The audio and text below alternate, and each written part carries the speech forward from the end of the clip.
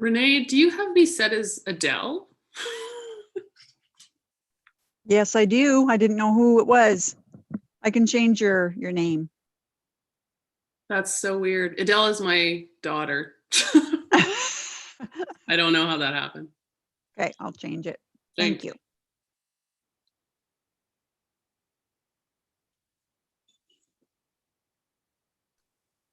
Good afternoon, everyone. Hey, Wes.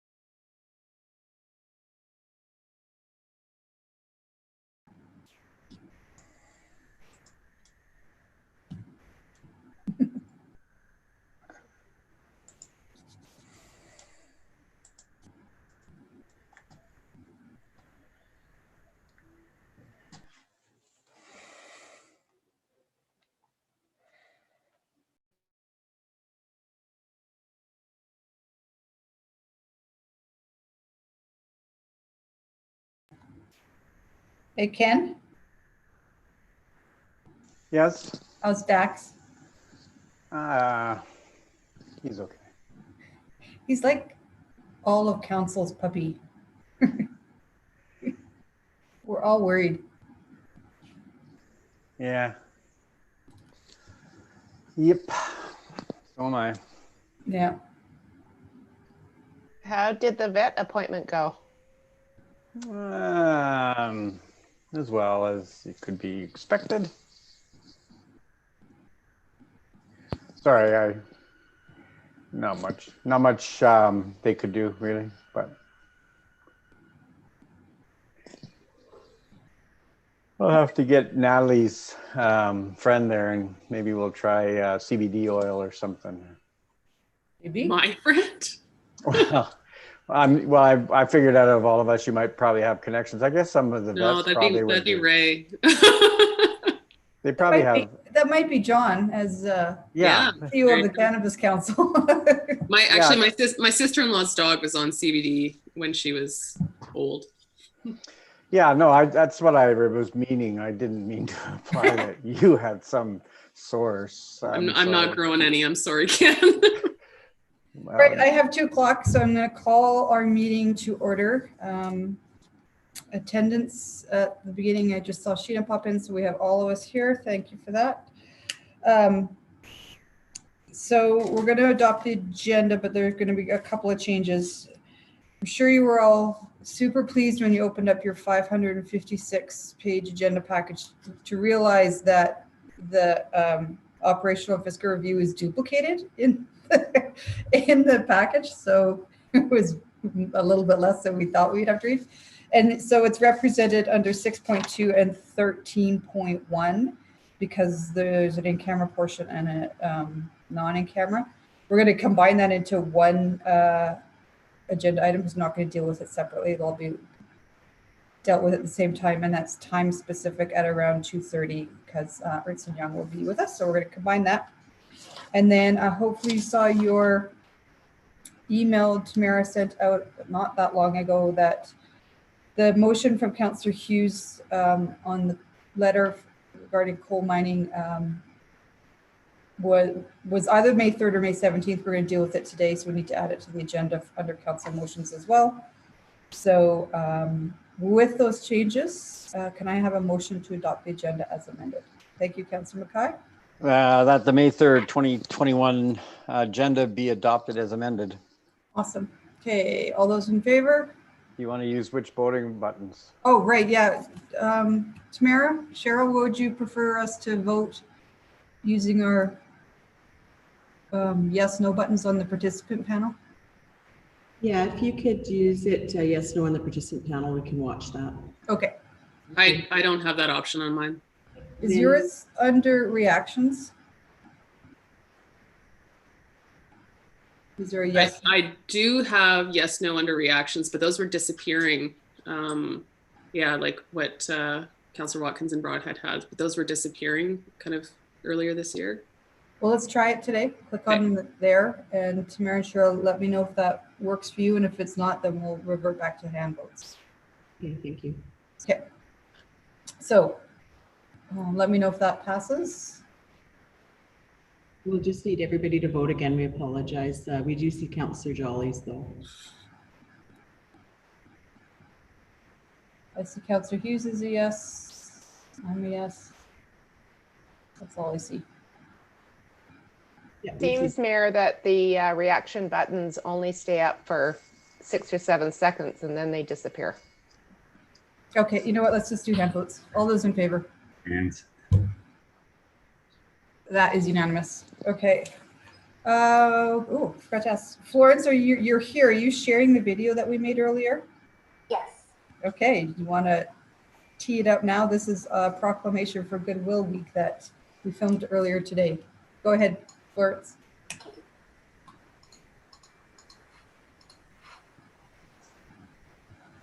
All right, welcome everyone. Super excited to be reading a proclamation that the City of St. Albert has never done before. With the new Goodwill store opening up here in St. Albert, it was brought to our attention that it's May 3rd through the 9th. Internationally is Goodwill Week. So I'm here today to read the proclamation. I have a copy of the proclamation. The actual official version is with Board Chair Kevin. We are going to meet momentarily, but I will start this off with the reading of the proclamation and hand it over to the YouTube folks to say a few words. So, Goodwill is a social enterprise with a mission to provide Albertans with disabilities the opportunity to enhance their lives through meaningful employment. So whereas when residents of St. Albert choose to donate to Goodwill, they are strengthening our community by giving others an opportunity to obtain quality items at great value. And whereas all revenues generated from Goodwill retail sales stay in Alberta and go towards Albertans with disabilities to achieve their goals of workplace independence. And whereas Goodwill resolves to be a steward of a better environment through its recycling, waste diversion, and sustainability programs, now therefore, on behalf of Council and the citizens of St. Albert, I, Kathy Heron, Mayor of the City of St. Albert, hereby proclaim the week of May 3rd to 9th as Goodwill Week here in the City of St. Albert. Okay, thank you very much, Mayor Kathy, for this proclamation. Goodwill Week International is a humongous week for the Goodwill group and community. We are very proud of this community. We're very proud of being involved in Alberta and helping Albertans with disabilities gain dignity and joy through the dignity of work. We're very happy also to be involved with the community of St. Albert, who is bringing great impact to Goodwill itself. So thank you again, Madam Mayor, for declaring this Goodwill Week. Thank you, Mayor Heron. Thank you, Board Chair Kevin. We are so excited at Goodwill. We've been open officially a month, The response from the community and immediate surrounding area has been tremendous. We've had a lot of shoppers, tremendous donations. We continue to receive the great generosity of this super community. The values, the foundation, the philosophies of Goodwill so align with the wonderful nature of St. Albert and again surrounding communities. Such a vibrant, caring, clean, sustainable, environmentally focused community. I want to again thank everyone for our first month. We are now at over 80 employees. We've set our local hiring targets and met those targets. That was one of the encouragements of Mayor Herron when we first spoke late last year about the destiny of this fine store here in this community. So we'd like to thank the Mayor again for her ambassadorship, her support. This particular store wraps into and is part of our environmental strategy for the greater Edmonton area.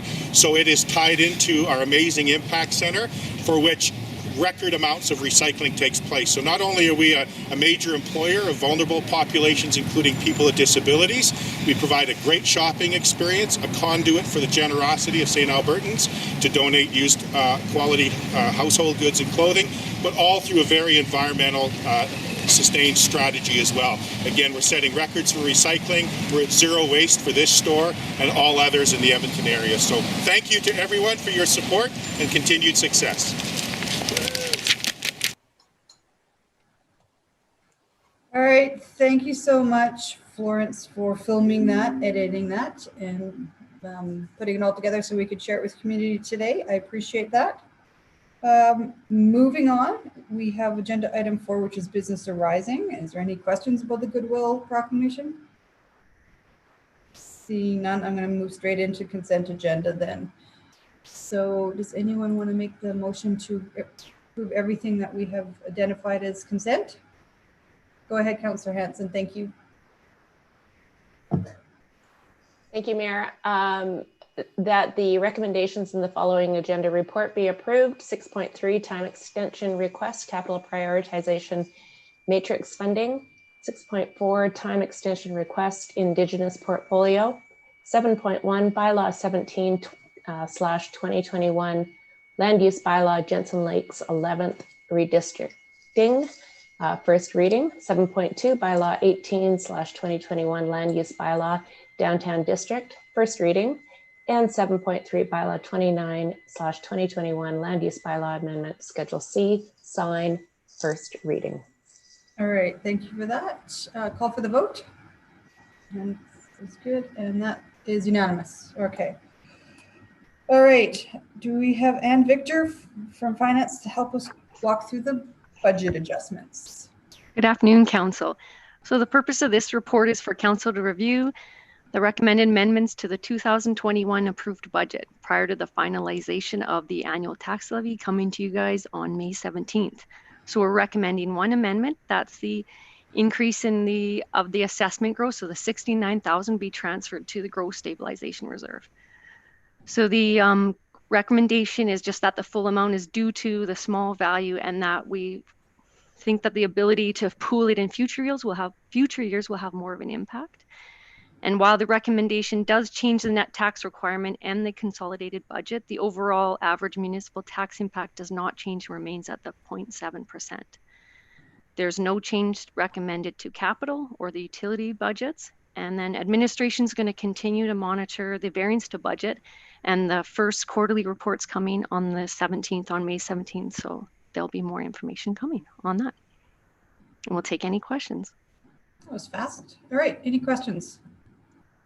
Go ahead, Councillor Hughes.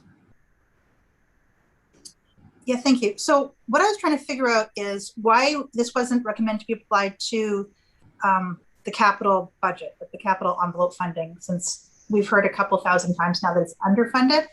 So why are we not moving it towards the capital? Just because this is ongoing revenue. So this could be, you know, like when I look at this, I think, okay, this is something you could do to decrease the amount coming out of next year for what people have to put towards that, or to do a further top up. So what was the rationale for not increasing, putting it towards the capital money for the amount contributing each year to that? That's a good question, Councillor Hughes. The reasoning that we didn't actually recommend any other options other than the assessment growth reserve was just due to the nominal value. but we can, if council wants, we can provide that as a recommendation. Usually the recommendations at this point of any increase in assessment growth would be partially to offset the base and partially to the growth stabilization reserve, just to be in line with the policy at this point. So if we wanted to transfer to the capital, to increase the funding capital envelope, what would be the wording for that? Because instead of saying transfer growth stabilization reserve, it would be transferred to? Yeah, to the capital growth reserve fund. So it'd be capital growth reserve fund? Okay. Yeah. I'm writing that down. Okay. So Mayor Herron, I'm willing to bring that forward as an amendment or to bring it forward for debate to begin with, or what, you know, like we can bring forward the first one and I prefer to put forward amendment that we have that discussion.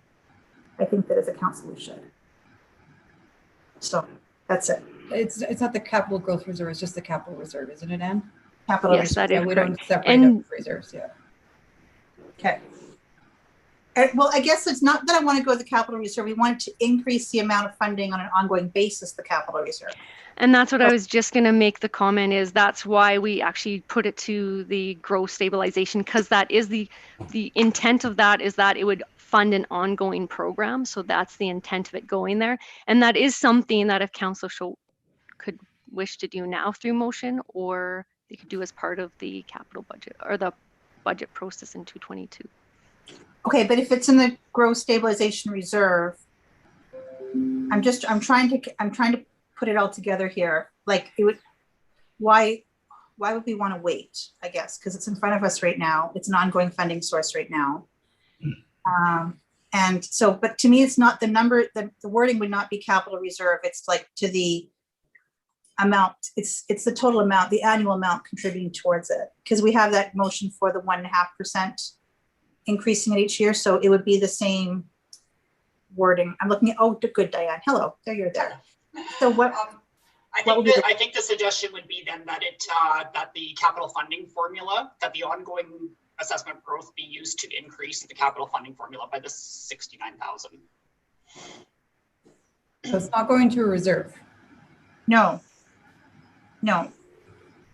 Honestly, Councillor Hughes, if you want to make this change, we might need to get a backgrounder because it's a bit confusing, and I wouldn't mind Diane's opinion on this and like see staff's recommendation, because their recommendation is the growth, you know what I'm saying?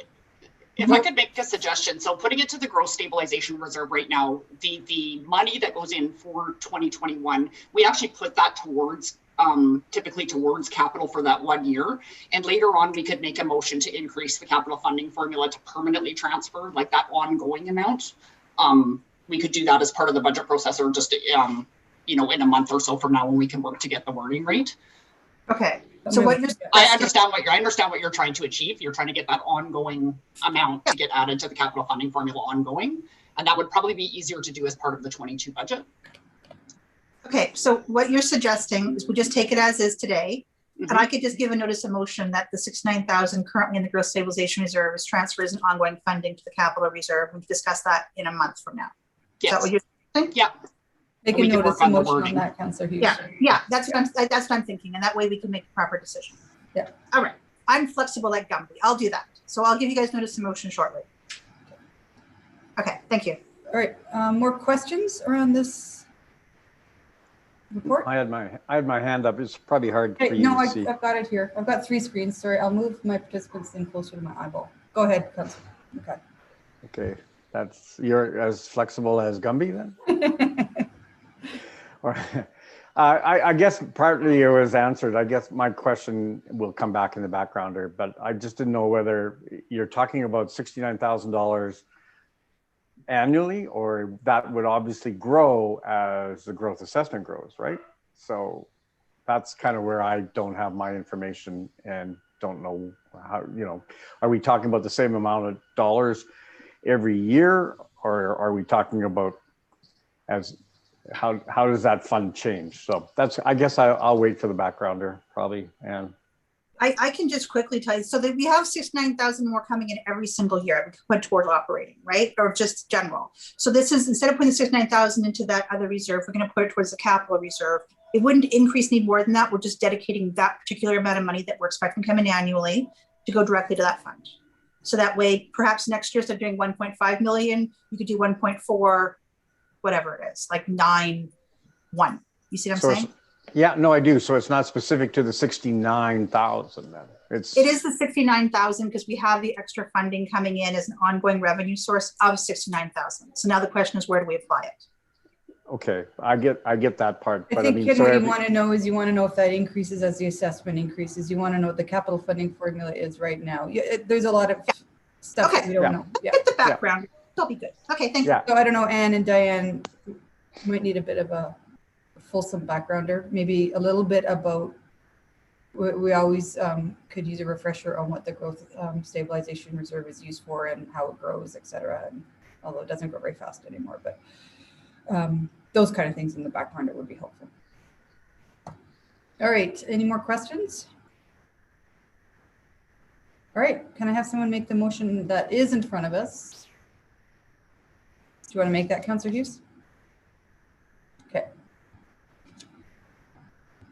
Okay, that 69,000 of the additional growth assessment revenue be transferred to the growth stabilization reserve, and that the 2021 final consolidated municipal and utility budget in the amount of $288,088,200 and the net tax requirement of $112,044,200 as shown in the attachment titled 2021 Adjusted Consolidated Budget be approved. Awesome.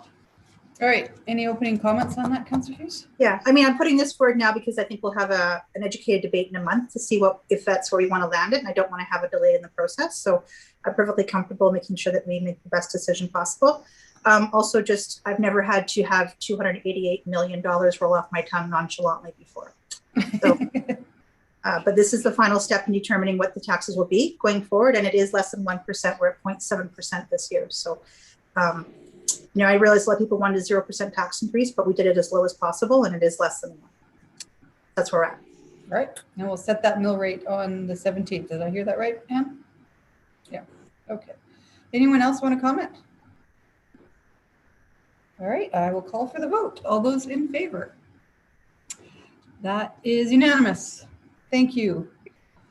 Okay, next on the agenda is the operational review. Is Ernst & Young here yet? Carrie, anyone monitoring? Yes, they're here. Excellent. Can we start early?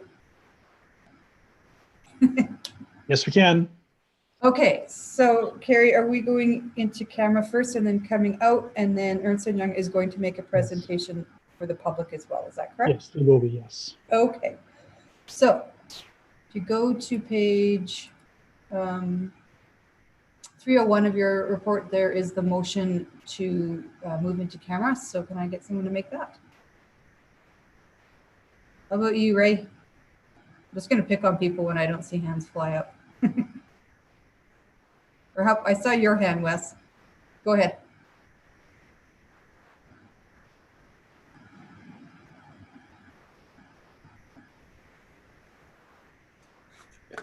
I have to unmute here.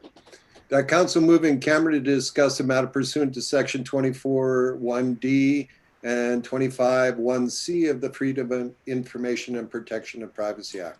All right, awesome. Thanks for that. All right, before I call for the vote, is Renee our host? Renee, are you setting up the breakout rooms for us? I can. Just let me know who you want me to put in there. All of council, Carrie and Kevin, and then whoever's here from the EY team. So Alan, who else is here? I think it should be Mohammed. Mohammed's here. Okay. And Nanit. Navneet. Navneet. Navneet. Navneet is correct. Yeah, Navneet. So Kevin, do you want anyone else? Do you want finance? Do you want anyone else in the breakout room? I think we're probably okay for given it's an external okay. All right. led discussion. You got that, Renee? Would you like Marta in there? Kevin? Sure. Okay. Marta's like, no. All right, now I'll call for the vote. All those in favor? All right, that's unanimous. We are now in camera, so just hold tight while we get our breakout rooms organized and pause the live feed or put up the sign that says we're in camera.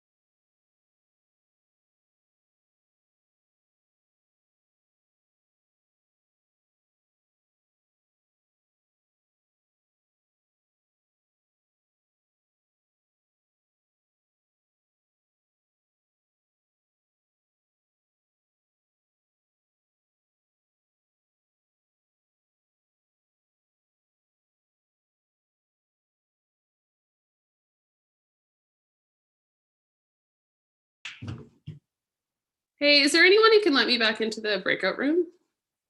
Or let me back into the breakout room? I think I can. Thank you.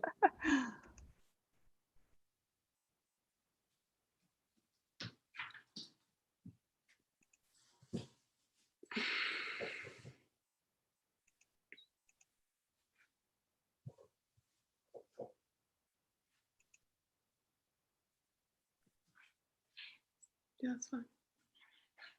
Well, Tamara, are you there?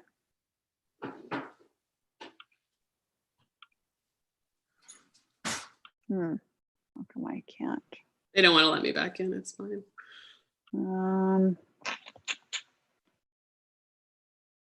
I can't select you. I'm not sure why.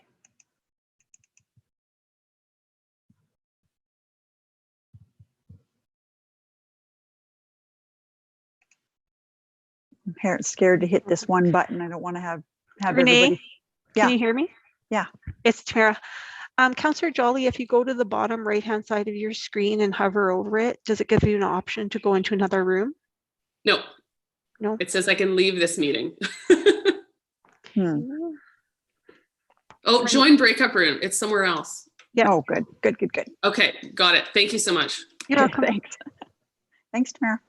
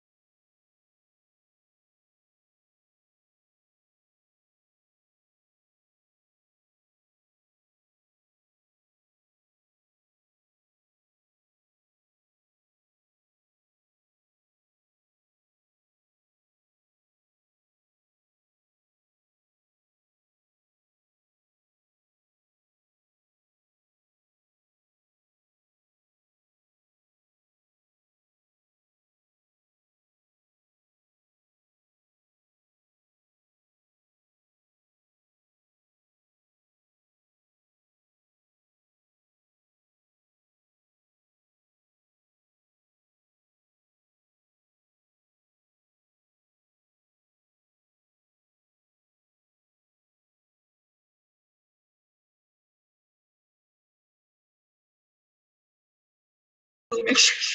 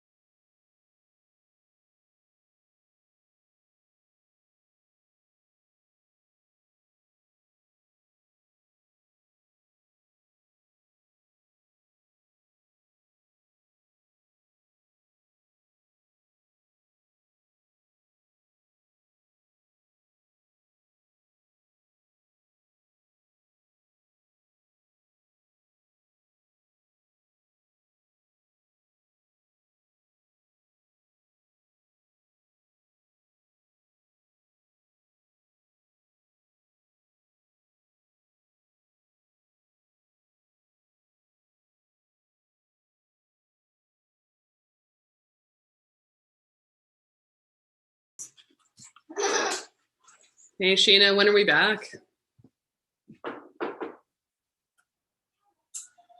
Did she call it break now? I don't know. I just saw your face and I didn't see anyone else's face. I don't know. I had to go to the washroom so bad. Like I was like, I can't make it. And then she texts me and says she's going to call a break at 4. So I said, Okay. can you let me We back? can rejoin the breakout room. I have a button here. So it looks like do they're we still in the have breakout it? room. Yeah. But I don't see a join breakup room for me. Right at the bottom of your screen, like it'll say participants, chats, share screen, record, join breakout room. No? Maybe. How is your daughter? She's fine. Okay. If you guys need some assistance, I'm online too. I don't see the join breakout room for me because I'm using the iPad. So if you can help me get in, join breakout room. Got it. Thank you. You're welcome.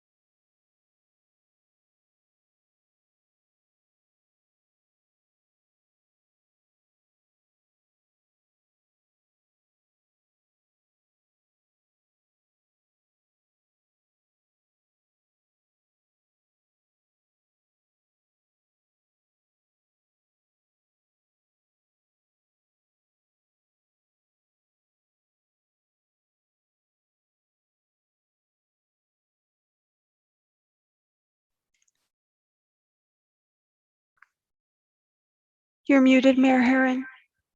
Thank you. So was it Councillor Jolly, was it you that made the motion to reconvene? It was you, right? Yeah, okay, so Tamara and Ledge, it was for agenda. Councillor Jolly made the motion to reconvene in public, it was unanimous. And now I'm looking for a member of council to make a motion to keep the details of our confidential conversation confidential. Councillor Broadhead, thank you for that. All those in favor? That is unanimous. All right. So it is 4:06. We're going to have to take a break. It's been a long time. So why don't I give us till 4:25? Take a bit of a break, stretch your legs, and we'll be back and we'll do the public presentation of the EY report. All right. So see you guys at 4:25.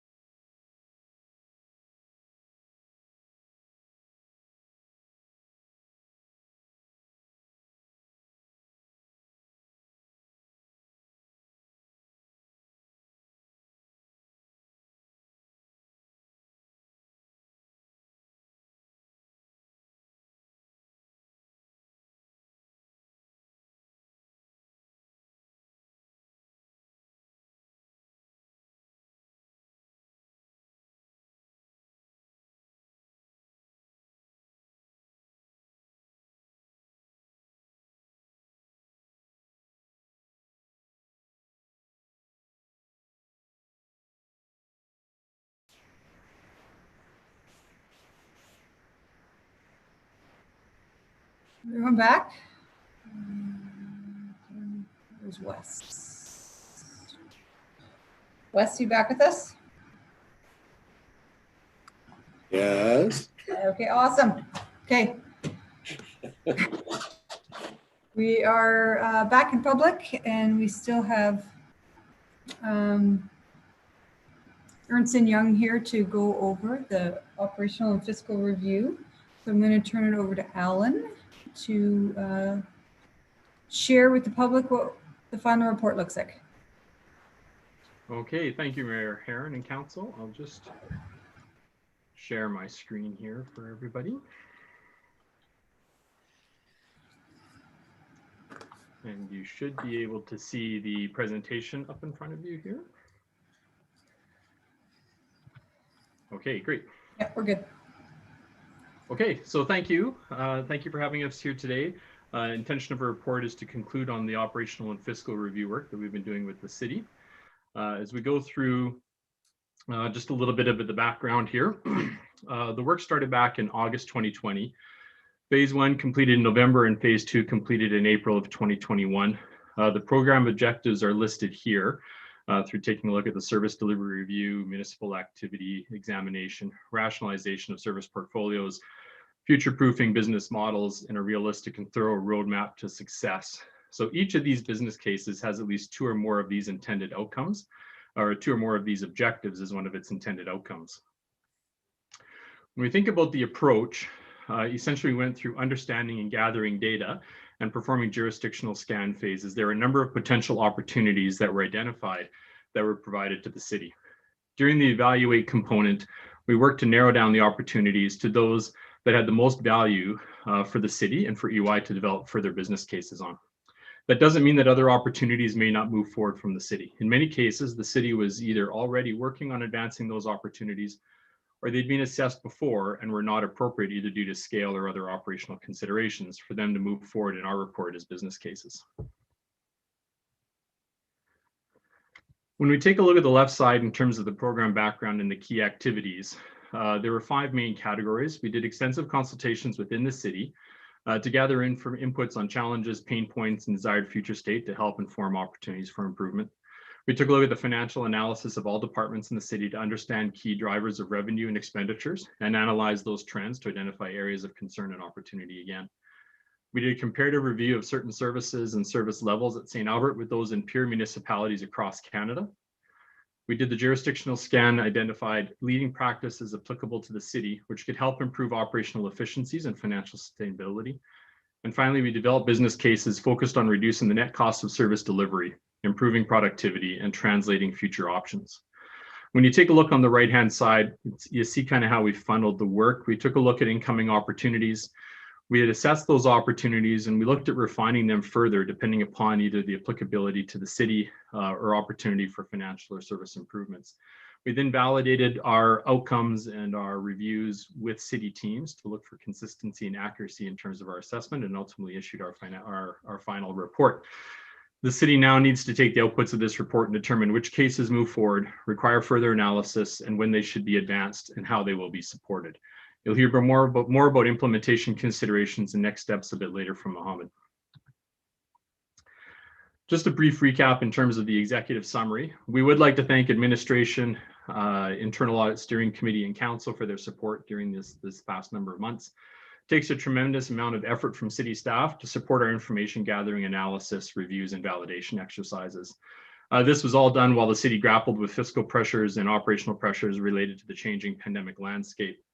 Through phase 1 and 2, we reviewed 15 departments and have brought forward 40 business cases for administration and council to consider. The city has done a number of things very well, and quite frankly, has allowed us to focus our efforts on the medium to longer term opportunities. Throughout the early stages of the pandemic and through the duration of our work, administration and council has worked hard to lower expenses, maintain operations, and manage costs in order to be responsive and look to maintain responsible taxation for its residents and businesses. At the same time, the city continued to focus on generating future opportunities and growth, recognizing that if the city is stagnant or looks to only manage costs, then they miss out on future opportunities that they need to be ready for when they arrive. A few things that are worth noting specifically on what the city is doing. Over the past 12 to 18 months, they've completed numerous service reviews, internal and through third parties, and have implemented many of the outcomes of those reviews related to service and cost measures. The city completed their priority-based planning, business planning exercises to identify service refinements and cost reductions, with this review being completed just prior to EY commencing our work. The cities reduced their potential operating deficit resulting from COVID-19 impacts and ultimately ended the fiscal year with a surplus, partially due to unexpected provincial COVID funding, and made the decision to carry that surplus forward rather than reducing tax rates, which supports continuing unknowns regarding COVID impacts for future use. Many initiatives are already underway at the city. And in fact, 8 of our cases, totaling about 3.4 million in net benefits over a 5-year period, build on work already underway at the city. This is a recognition of the thinking that has already been undertaken. A couple of other points that are worth recognizing. The city's been recognized by the Government Financial Officers Association for Canada and the US for their financial reporting standards.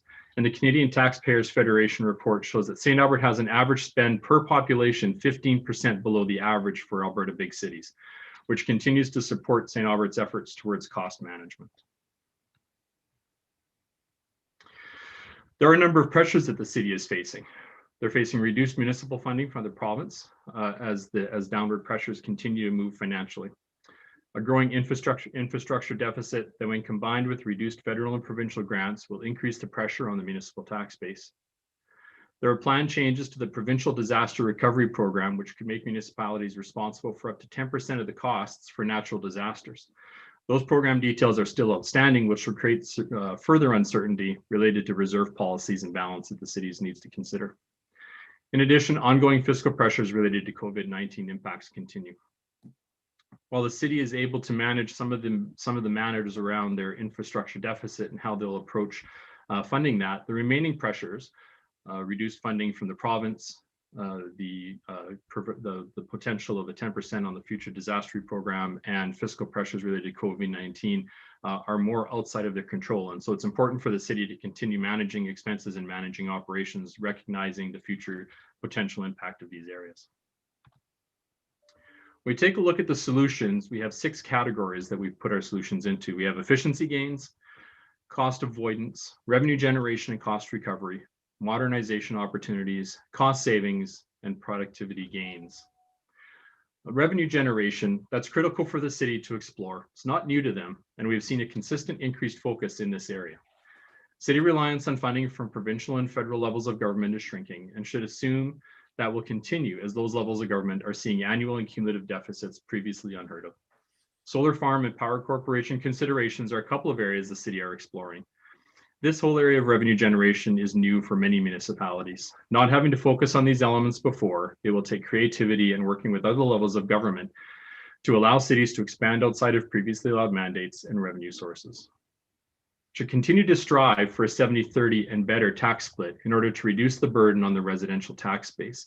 The city's spoken to this many times, and we fully support their efforts, which will allow them to be more sustainable. Having not moved your tax base to a number other than 80-20 into that 70-30 or 60-40 split, if it doesn't move, it can become unsustainable in the long term for the residential tax base. To maintain responsible taxation today and for the future generations, as the city continues to grow, residents demand increasing services and infrastructure deficits loom. So the importance of driving alternative revenue sources and diversifying the tax base is more important now than ever before. Where do you go from here? Our business cases vary in terms of financial benefit and future transformation. So it isn't a surprise that opportunities cross both spectrums. You can see the 5 listed here: future of modern workplaces, category management and strategic sourcing, which is around procurement, digitization of city services and creation of a one-window mechanism, investment promotion to expand non-residential tax bases, and the review of library funding. These opportunities span both financial benefits and transformation pieces as the city continues to grow and evolve its service offering and demands of residents. We will explore these opportunities along with others as we move into the implementation section further on in our report. Where does the city go from here? First, they need to determine which opportunities will proceed, when they start, and how they integrate into the current planning cycle and the future planning cycle of a new council. They need to consider impacts to city resources depending on the timing of work, community impacts, and related change implications. Opportunities with the greatest benefit, either financial or transformative, will require time and dedication to achieve the potential outcomes. It will take strong project management, the setting of key performance indicators, and reporting back on progress as all key areas to success. The city will need to make some important decisions regarding the long-term fiscal health and must continue to think differently about cost management, cost avoidance, and revenue generation. At this point, I'd like to turn it over to Mohammed to provide some context from a global to local perspective.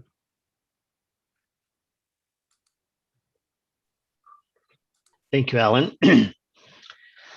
So conducting operational and fiscal reviews are not a new thing for Canadian municipalities and government organizations in general, but citizen expectations are rapidly evolving, and the confluence of economic, demographic, and technological change, along with the disruption created by the pandemic, has created an environment for cities that is complex. We see this specifically in 3 areas. Accountability. So there's a higher focus and scrutiny on accountability across all levels of government, especially local governments, to be transparent, sustainable, and impactful in service delivery. With rising demand for services and changing customer preferences, the need to modernize, to leverage technology-driven transformation has never been more important, to augment human effort and improve efficiency. And finally, fiscal health. Financial pressures compounded by the pandemic, rising costs of service delivery, and the volatility of revenue streams has led to increased scrutiny on financial well-being. With that in mind, we think the following are critical in conducting a successful service review, which we have done across the country. It's about taking a critical look at determining a city's role in service delivery and assessing their role as either a funder, a provider, or regulator of the services that they currently provide. It means a willingness to consider what service levels the city should aim to achieve and how residents prioritize different services.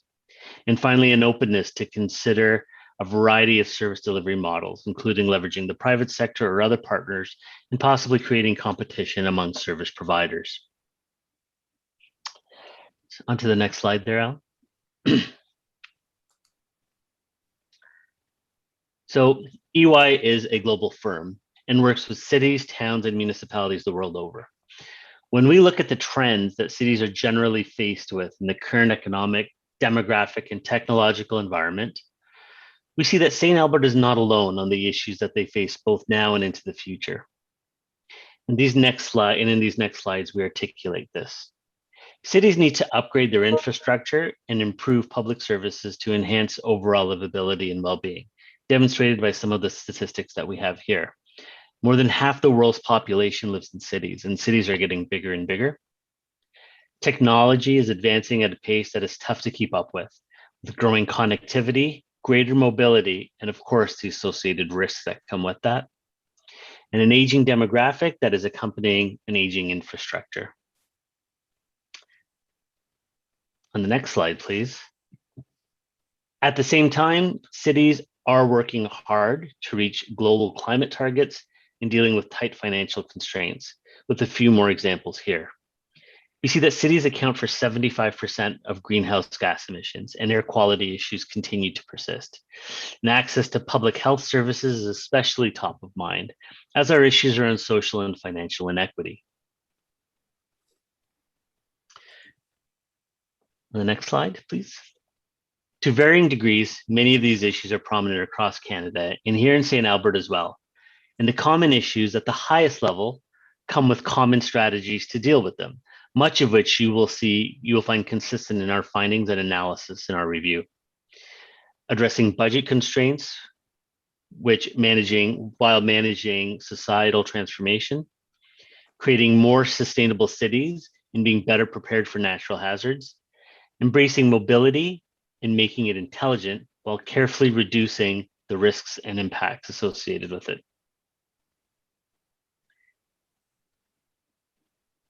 Al spoke previously about our approach to this work and the engagement and collaboration that we receive from staff and leaders in the organization, as well as analysis of data and research. This slide summarizes many of the themes we took away from that work, and you will see a clear alignment to the global concepts we just covered in those previous slides. So reevaluating service models periodically through cost-benefit review of options, review of options may generate opportunities for savings and keep the city on the leading edge with more agility. Aligned to that is transforming service delivery and the ability to leverage learnings from peers to transform service models, such as the civilianization of policing and improving flexibility and cost effectiveness. Here's rethinking the role of the city. Now, I covered that earlier when we were talking about the city as a funder, as a provider, or as a regulator of services. Exploring revenue generation opportunities, which is something that has been acknowledged by all as a critical component here, and frankly, in every city that I've worked with across the country. Stakeholders have indicated the existence of capacity concerns within the organization, pointing to opportunities related to technology and process streamlining. There's improving technology maturity, and that's about opportunities for greater digitization and automation to improve citizen-facing and internal services. There's reviewing service levels, which is about managing what we deliver and the extent to which it is done to meet demand more effectively and efficiently. And finally, strategic transformation, which is the opportunities to truly change how we manage our business to be more financially effective and better set up the city to meet its strategic objectives. Considering these themes through engagement, what we have seen in other municipalities and government organizations and those global trends, we've put forward a number of business cases in both phase 1 and 2 of our work. And they have generally been in these 3 categories: cost management, which includes the concepts of centralization of services, looking at alternative service delivery, service level reviews, and process reengineering. There's modernization, which we have centered around the automation of back office services and the digitization of customer-facing services on the front end. And of course, revenue generation, which for us is about more cost recovery and pricing and considering new business models. So Al's going to go through and give you an overview of the cases that we have developed and their individual and cumulative financial benefit to the city. Okay, thank you. The next number of slides provide a quick line by line of the 40 cases we presented that we've identified and their financial impacts, just quickly so you understand how to read the content. We've got revenue savings that are identified through additional revenue sources by business case. We have cost savings, whether those are immediate cost savings or cost avoidance in the future. We then have the forecasted implementation costs to actually implement these particular cases. And then we end up with a cumulative 5-year net benefit, which is the revenue plus the cost savings less the implementation costs to total that cumulative net benefit. That net benefit is calculated over a 5-year period and contemplates the implementation timeline as well. Our individual business cases provide a low range and a high range for the financial savings, and the figures reflected here represent the midpoint of those numbers. As well, we've reported a timeline to implement. So what this reflects is how long it will take to implement this particular case from the date it is actually started by the city. So it's not the timeline to realize the full benefits. So the benefits are over a 5-year period of time, but this would say that if it's the timeline to implement is less than 6 months, then from the time you start implementing this case, you should be able to complete that implementation within 6 months and then continue to realize the benefits over the duration of the 5-year period. Some of them are 6 to 18 months duration to implement, and others are greater than 18 months as we work through. You'll see over the next few slides, and we have the slides outlining the 40, and we're not going to go through all 40 cases today. We will highlight some of the key items from our phase 2 as we move into the implementation stage. But as you run through the 40 cases here, you can realize not everything has a financial component or financial impact to it. That's because some of our cases we spoke to earlier are transformational too, and look to transform the way the city delivers its services going forward. And while there may be cost savings in the short term or the medium term, it's really more about the transformational aspect of delivering those services and the ability to effectively and accurately forecast a savings benefit in such time as it might take greater than 18 months to actually implement. So from a conservative perspective, we've assigned savings forecast in our cases where we've got a good understanding of the costs associated with it and the implementation plan. And for the more transformational pieces, we haven't attached savings to those activities. Not to say that savings won't come, but the primary focus was around how those services can be transformed for the city in the years to come. So we run through approximately 40 cases over phase 1 and phase 2. We'll explore some of these in further detail as we speak through the implementation. I think what's important to highlight on the last page here is that we have, through the case, identified about 2.6 million in additional revenue, in sources of additional revenue. There's another $23 million over a 5-year period in terms of cost savings, either through direct savings or cost avoidance. We have implementation costs of 2.64 million over that same 5-year period. And all implementation costs are incurred in these periods of time that are outlined to the right. For net benefits of $23 million over a 5-year period to the city, should all of these cases be implemented and realize the full benefits that have been outlined within the prospective business cases. So what the city will need to do is consider how they want to stage these particular cases, in what order they want to tackle them, and how many the city can absorb to do in a particular fiscal year or at a particular point in time. So there will be decisions that will be required from the city on that front. If I move through to some of the highlights from the financial analysis, if we take a look at the 5-year net benefits grouped by time to implement, you'll see that in the period of time it takes less than 6 months to implement a particular case. There's 9 cases that take less than 6 months to implement, with 2.5 million worth of net benefit over that 5-year period. There's 23 cases that take in the range of 6 to 18 months to implement, and are worth a total net benefit of 20 million over that 5-year period. And then we have another 8 cases which take longer than 18 months to implement and total 394,000. I'd say the reason that this is a lower amount on those 8 cases that take more than 18 months is they're more transformative in nature, as I spoke to before, and therefore have less of a financial savings forecast to them, as that wasn't the focus of the particular case. On the right, we see the 5-year savings versus investment. And so of the total, you've got 9% or $2.6 million in terms of revenue opportunities, another 23 million or 81% of cost savings, and the cost to implement is 2.6 million. That works out to approximately less than 10% of an investment to realize an approximately 23 million in cumulative total benefits over the 5-year period. So a worthwhile return on the investment across these business cases to realize those investments. Of course, based on the chart on the left is the timeline to realize those benefits, and will have to be staged appropriately for the city to manage the capacity to implement these cases. If we move on to the next, we take a look at the financial analysis when we look at administrative priorities. So we know council sets priorities for the city.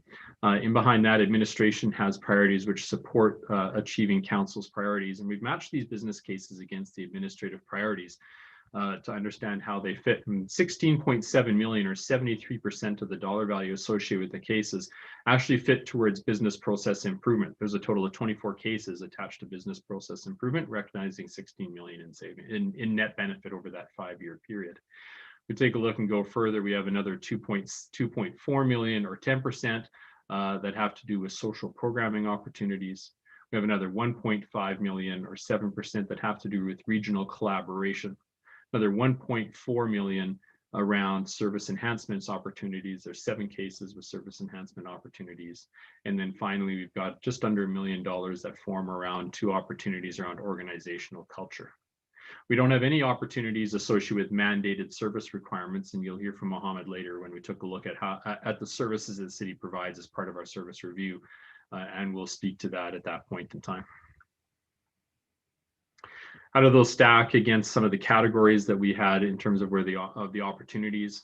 We've got just under $500,000 related to efficiency gains, which really speaks towards how the city is running their operations today. We do have about 1.2 million in terms of cost avoidance, only about 5% in terms of how to mitigate future costs in terms of how services are managed and the city operates. 6% of the opportunities, or 1.6 million, come from revenue generation or cost recovery. Just under $1 million is from modernization. I think what's important to recognize with modernization is these are the opportunities for savings from the direct cases that we've got regarding modernization. Of course, as you continue to modernize and realize some economies of scale and working through that, there's additional savings that can be recognized as economies of scale continue to grow within the city. And you take a look at some of the other cases we've suggested around working collaboratively with neighboring municipalities. And then finally, we have 83% or almost $19 million worth of net benefits tied to direct cost savings in terms of how the city delivers those services and opportunities over the 5-year period to streamline those opportunities and the spend in those areas. And if we take a look at the breakdown between cross-organizational versus departmental, about 17 cases that are cross-organizational, at about 7.6 million in net benefit over the 5 years, and another 23 cases or 15 million in net benefit over the 5 years that are department specific. So things that the departments can implement within the city and move forward on their own, versus another 17 cases that take work across the city organization, collaborating with other departments and other layers within the city to effectively implement those opportunities. We think about what's new versus integrating within existing opportunities. We have 19.5 million relate to 32 new opportunities to the city. As I mentioned earlier, we have another 3.4 million that is really building or integrated on another 8 cases that the city is already underway in terms of implementing through earlier work that the city was considering, and these are opportunities where that work can be expanded. Mohammed, I'll turn it over to you if you want to speak to the service level review for a moment. Sure, Al, thank you. So we had discussed doing a core services review in pursuit of trying to identify opportunities related to things the city does that they don't necessarily have to do or would like to discontinue doing. And so we've done these types of core service reviews before, and what we did was quite a bit of research on the services that you currently have and services that are done in other cities. And as a starting point, we take a look at all the services that you currently do, and we develop, we put them into a series of categories. First is mandatory services, and that are sub-services that are required by legislation, either provincial or federal, that, you know, as a city, these are services that you are legislatively required to provide to your citizens. The other, the next bucket we would call critical services, and these are sub-services that are critical to city operations, or their primary purpose is to ensure public safety and supporting the growth and development of the city. Next are traditional services, and these are services that are not legislated. They're not necessarily critical, but they are things that most cities in Ontario, I'm in Ontario, in Alberta and across the country generally do. Wow, that's a slip. Generally do for their citizens. And then we were looking for exceptions, and exceptions are what we would classify as services that others that are not legislatively required. They're not critical, and frankly, other cities generally don't provide them. It is really bespoke and really specific to St. Albert, and perhaps an opportunity for us to discontinue that or really look at the level of service that we provide for that. What we found was that there are no services that can be classified as exceptions. The services that you provide are either critical, you're legislatively required to do them, or they are services that all cities generally provide. And that is what most services, 64% of them are. And that really points to the opportunity to review both the service level and the service delivery approach. So if it's not something that we can stop doing, then perhaps it's something that we can find a way to deliver in a slightly different way, in a more efficient way, or we can maybe reduce the level of service that we do provide. What that then led us to do in looking at those services is we did create a number of the business cases of the 40 that we have in phases 1 and 2 that come directly from looking at those traditional services and finding better ways to do them. And the net benefit ranging from 6.2 million to 11.8 over that 5-year period of the 23 million that Al had just spoken about previously. The next step really for us now of having done that financial analysis is to talk a little bit about about implementation. And Al gave you an overview of the 40 business cases that were identified through phase 1 and 2. And each, you can see, has a varying degree of complexity, duration, and benefit. Now, this is going to require the city to appropriately consider its capacity to implement those projects in a manner that allows it to achieve results while minimizing the disruption to the organization and your current operations.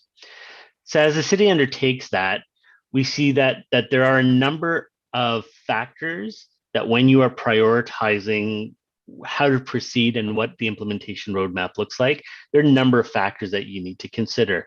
As I mentioned, there's the organizational capacity to actually institute that change. There's the complexity of the implementation task at hand. There's a type of benefit. Is it efficiency, or is it cash, or is it productivity? There's an understanding whether you need to work with other partners or other levels of government. We need to have time for planning and being able to track benefits and so on. And remember that this is not just about fiscal savings, that there are business cases that focus on changing how you do business with limited immediate financial benefit, but are still critical to consider both from a service delivery perspective and also in relation to the longer term cost avoidance. And as the city works to develop this overall program, it will need to incorporate planning and decisions in conjunction with the corporate planning cycle, while understanding council's strategic priorities and the administrative strategic priorities to support that alignment. We have taken an initial view of many of those factors and tried to map those on a roadmap for your consideration, which Nav is going to walk you through right now.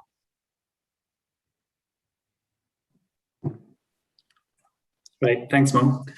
So what you see in front of you is a visual representation of the implementation roadmap of all the business cases developed as part of this review. As discussed earlier, we have grouped the cases into 3 major buckets in terms of timeline for implementation. Initiatives, so that's what you see in the top of the diagram. So you have initiatives that can be implemented in less than 6 months, initiatives that would take between 6 to 18 months, and other long-term initiatives that would take more than 18 months to implement. We've also identified initiatives that are to be executed by individual departments, which you see on the left-hand side. Initiatives that need to be run organization-wide due to their cross-corporate impact, and others that can be added on to an ongoing work plan by the city to accelerate some initiatives that the city is already considering. The legend for each of these business cases is shown at the bottom left corner of the screen, where you see that the cases indicated in a circle are the ones that require administrative approval. The ones indicated in a square are cases that require a council approval, and the ones in the hexagon are initiatives for which third-party involvement is needed. We've also indicated the complexity of the case from high, medium, and low, and provided an indicator for which opportunities have a greater than $750,000 in net benefits to the city once implemented.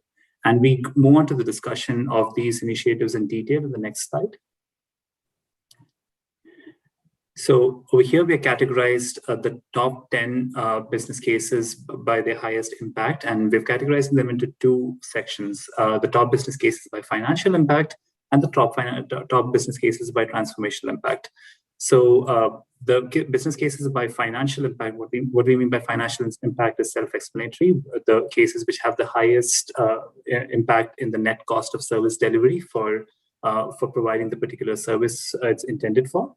The cases which speak about transformational impact speak to broader change across the city and a fundamental change in the way services are being delivered by the city. So these are cases which might not translate into an immediate financial benefit in the short to medium term, but it sets the city up to success in the future by providing insights on a new way of delivering the services, which could then in turn lead to potential financial benefits in the future. So we'll walk through these cases one by one, starting from the cases on the left, which are the cases by the top financial benefit. The first one is related to partnerships and sponsorships at recreation facilities. Yeah.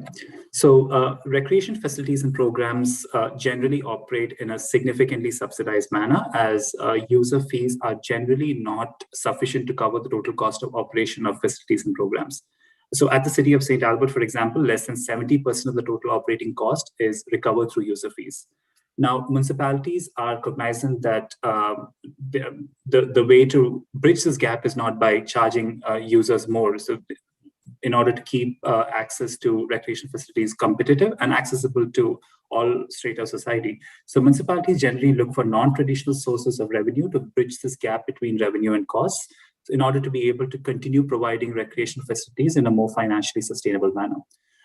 Advertisements and sponsorships are one of the most popular sources of revenue, and it has a high potential of the City of St. Albert, with vacancies for advertising ranging up to 50% in certain locations such as Service Place. So this business case evaluates the opportunity to improve business development capabilities in Parks and Rec in order to enable them to pursue these advertising opportunities. Our analysis has shown that for each dollar invested in business development capabilities, you have a return of approximately $3.71 in advertising and sponsorship revenue. The next case is related to partnerships for recreation facilities. The next slide, yeah.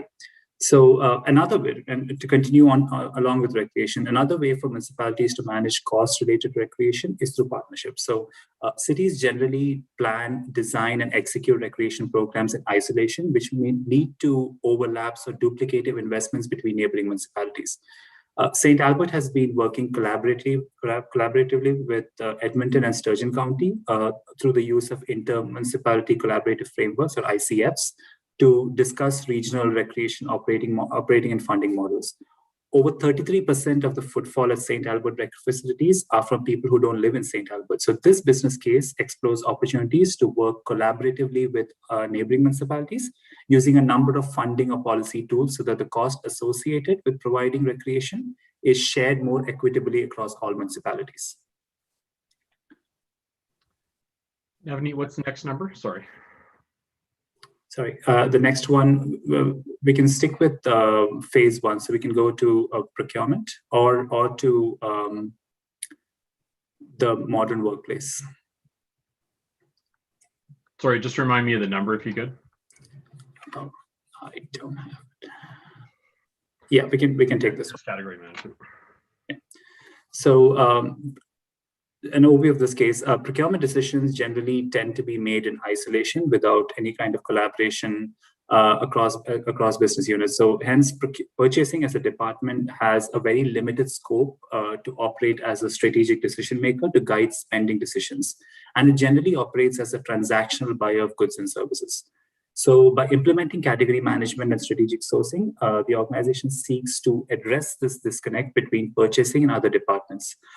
By conducting a spend analysis, the city would be able to group its spend under various categories and implement strategies on how to consolidate spend within each of those categories. The city has actually made some initial progress in this area by consolidating janitorial contracts. So this business case explores the possibility of expanding that throughout the city in order to identify opportunities to reduce procurement spend through various strategies. And some strategies include bundling of contracts to get volume discounts and so on. Okay, we'll move forward to the library. Sure. So we conducted a review of the funding provided by the library, by the city to the library, and we found that the amount of funding provided by St. Albert to the library board is approximately 80% higher than those that we see in peer municipalities. A detailed comparison was provided as part of the report. And so this business case points to an opportunity to have the conversation around obtaining a better line of sight into the funding which the city provides to the library board, and also work with the library board to identify ways for the library to be more efficient in its operations so that there is a reduced need to rely on grants from the city. So to clarify, this business case did not include an operational review of the library because that was out of scope of our purview.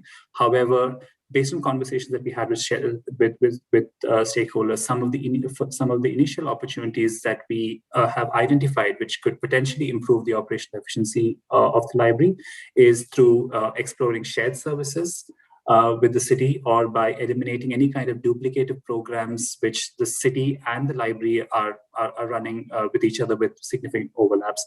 There are also opportunities for revenue generation, and to clarify, this does not include any kind of impacts on user fees for residents, because libraries is a critical service, and access to libraries across the society is paramount. So we are not recommending any kind of impact on user fees, which could impact the access.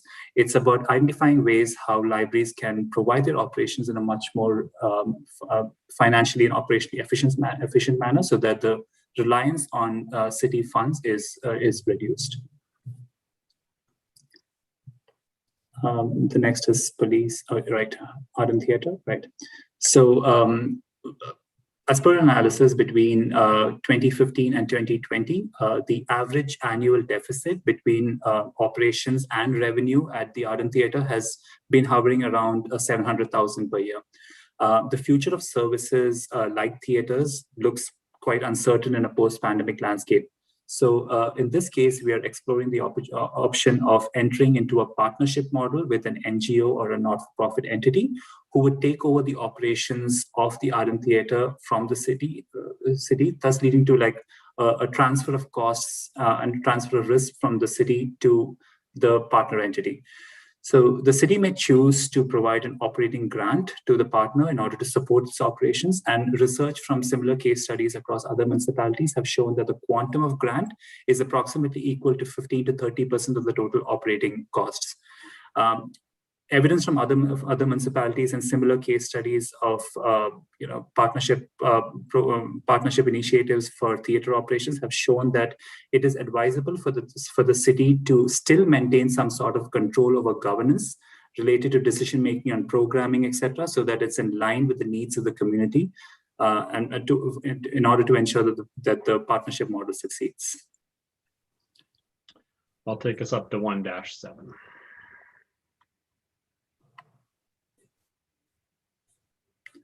Yeah, so the city, like almost every other organization, has been severely impacted by the COVID-19 pandemic, which has necessitated remote working for all non-essential employees. However, remote working also presents a very useful opportunity for the city, as studies have shown how flexible and remote working opportunities improve the productivity of employees.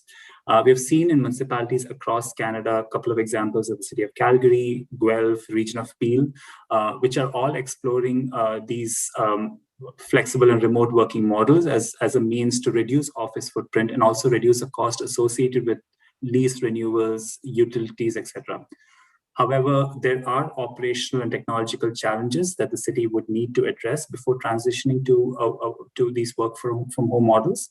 And this business case seeks to uncover some of those initial opportunities or foundational initiatives that the city needs to put in place, so that transition to a flexible work from home model could be a success in the future.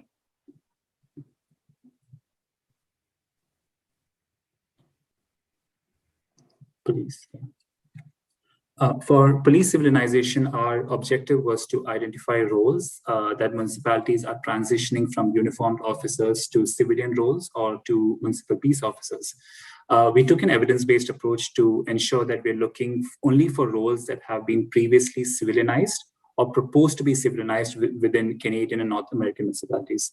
So based on our internal analysis, a jurisdictional scan of similar civilization cases across Canada and North America, and consultations with the department and the RCMP commander, we identified community policing, victim support, school liaison, and traffic management as potential candidates for civilizing or transitioning of the responsibilities from RCMP to the city's municipal peace officers. It's important to note two things. First is that there are other roles such as investigative positions, which municipalities have transitioned to civilians or to peace officers. We have not recommended that in our case, because those cases are yet to provide evidence of results due to a lack of maturity as they're still being explored. And secondly, it's also important to stress that this case does not seek to reduce police budgets or cut any kind of frontline policing, because in fact, it recommends the opposite. Previous case studies on civilization has shown that by transitioning the above mentioned roles to civilians, the capacity of frontline police officers actually increase so that they can spend more time on frontline policing roles such as patrolling, etc. And that actually has been shown to improve safety as per the evidence presented in the case.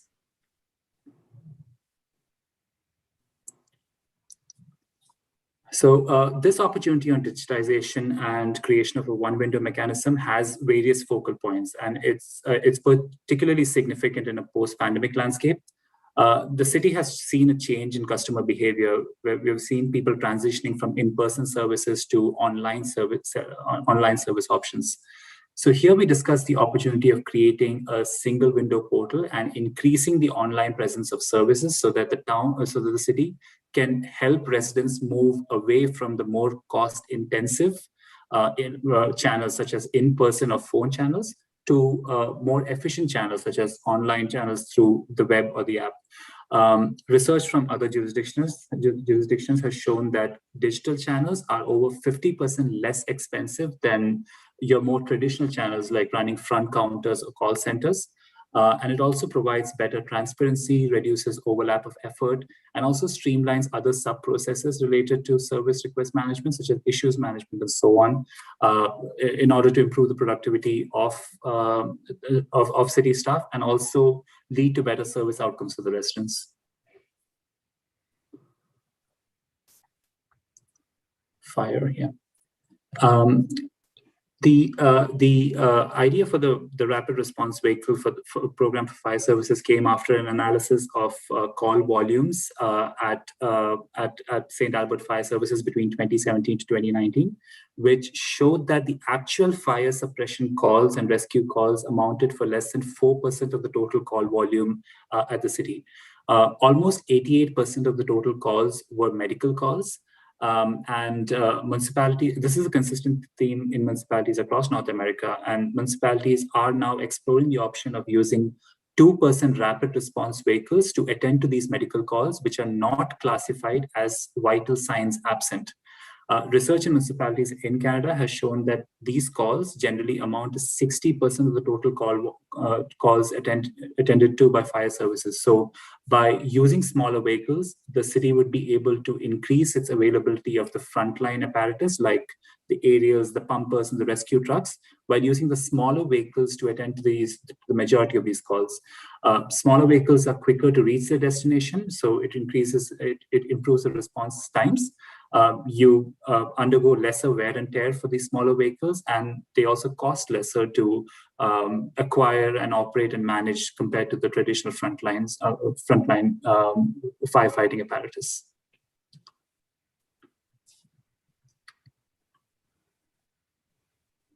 The next one out. Yeah. The business case on improving investment promotion to expand the non-residential tax base is in alignment with a council's target of increasing the proportion of commercial and industrial tax revenue to 30%, which is up from the current the current proportion of 20%.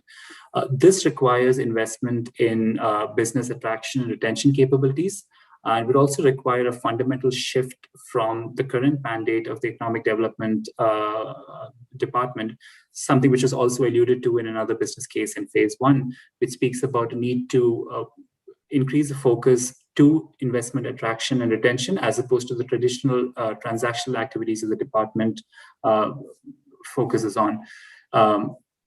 The case speaks to specific planning, financial, and marketing tools which the city can leverage based on on examples that we've seen in other municipalities, which would help improve the investment attractiveness of St. Albert. And we also speak about the importance of exploring various partnership opportunities with other regional players such as Edmonton Global and so on, so that any kind of economic activity that's happening to the region, there is a trickle-down effect onto the city of St. Albert, and the city would be able to reap the advantages of the same. That's all in terms of the overview of the top 10 cases that we have proposed as part of this review, and I hand it back to you, Al. Yeah, good. Thank you very much, Navneet. So yeah, that concludes. I'm just going back to the slide that summarizes the opportunities here. So that really concludes the presentation. We've gone through the top 10, the top 5 financial and the top 5 transformative. The reports have the 40 cases in them for your further review. So with that, happy to stop here, and I'll stop sharing my screen. We can take whatever questions you may have. Okay, awesome. Thanks, guys. Good overview, I would say. Really good, actually. Hopefully people take the time to actually go through the report and read it. So council, do you have any questions for the EY team or for administration? Councillor Hanson. Thank you, Madam Mayor. Thanks for the presentation.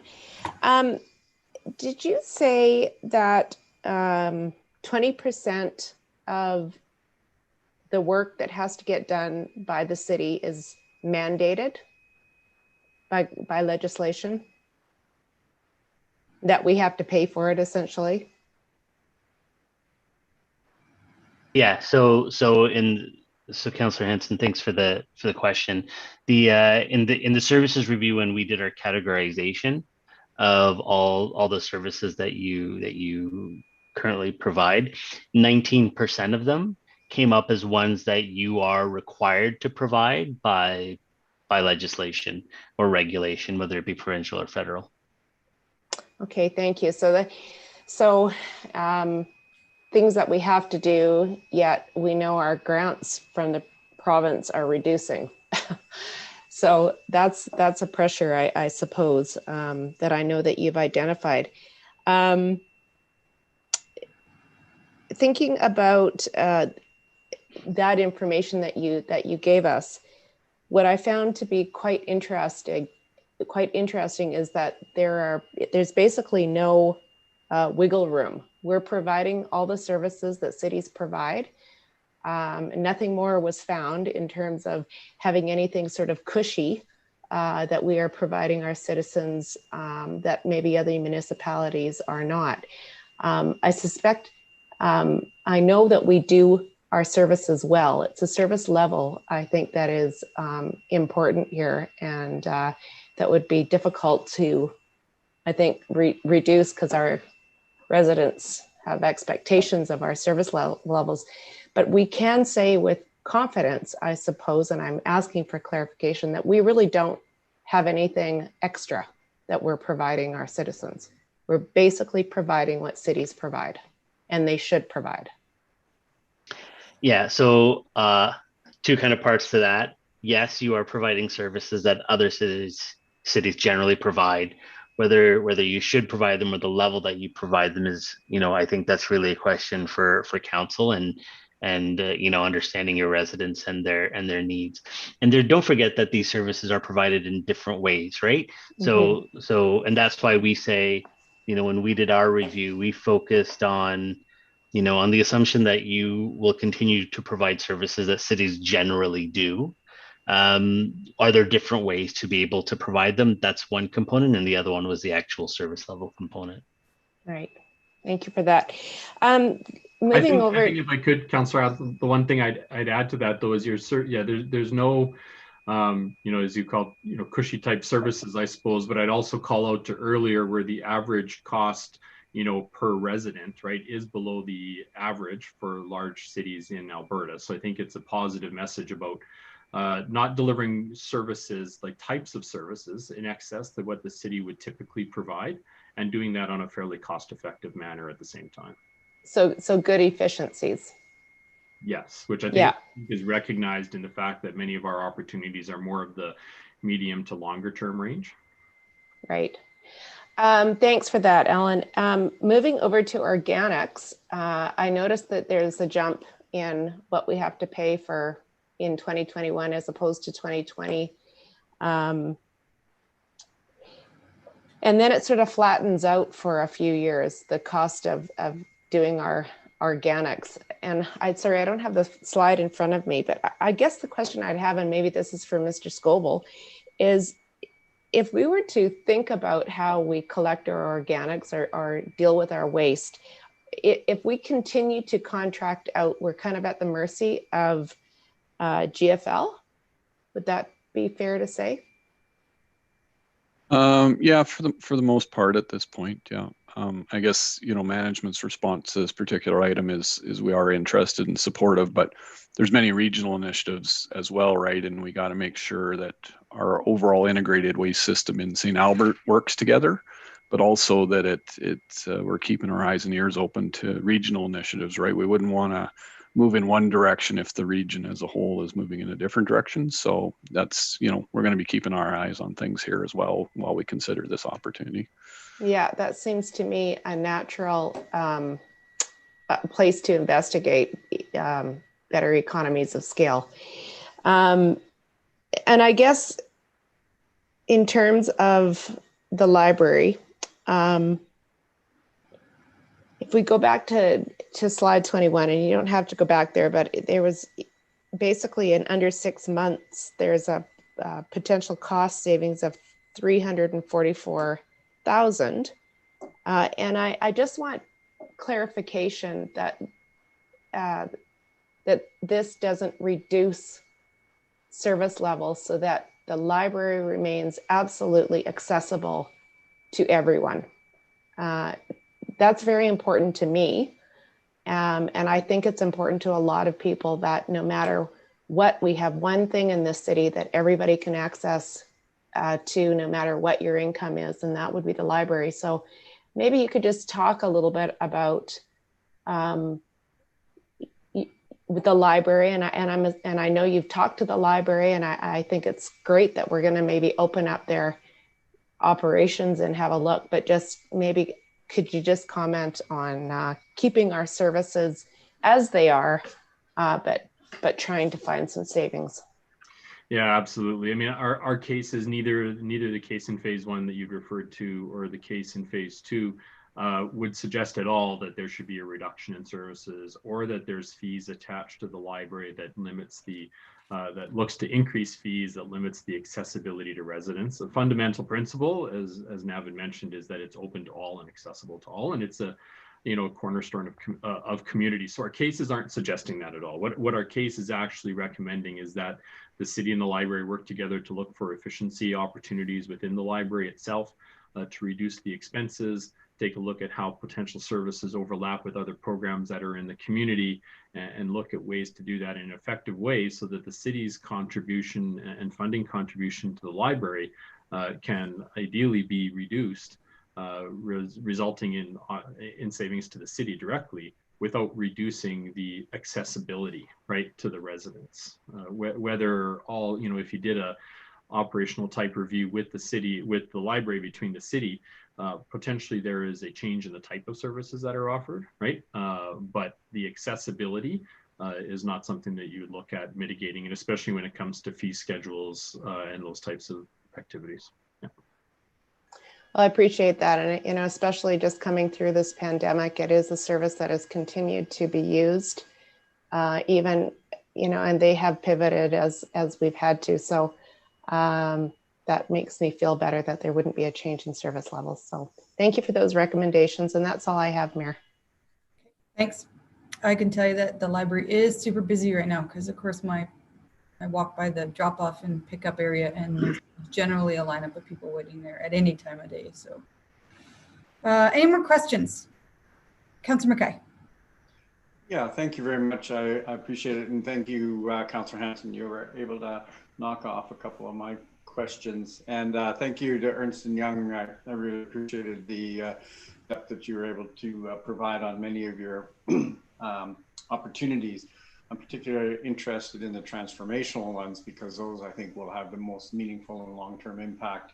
They may not show immediate financial impact, but they will have long-term impacts to not only how the city operates, but the services we provide to our residents. But the question I have specifically around one of the opportunities is 211, which is exploring partnership structures for art and theater operations.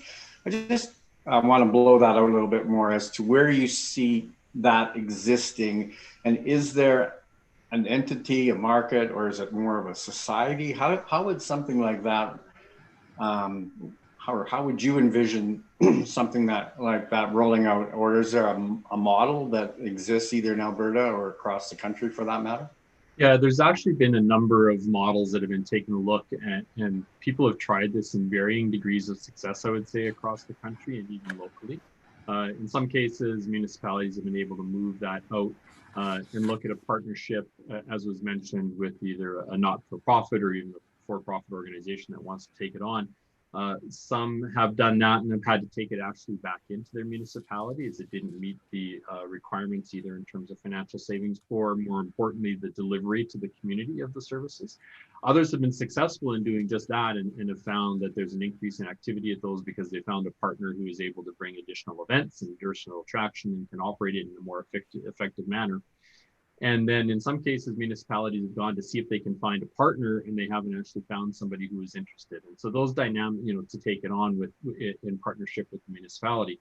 So those dynamics will vary really depending upon, I suppose the maturity of the municipality, the types of services that are, events and items of that are already coming to that particular venue, and what's available from a competition standpoint from the broader region. So I'd say it varies in terms of its opportunity, and one of the cornerstones of it is to really not rush through it, but to take the time to find the right partner and the right business model that works for for St. Albert, because it's not one size fits all. I would say it's unique kind of across each jurisdiction.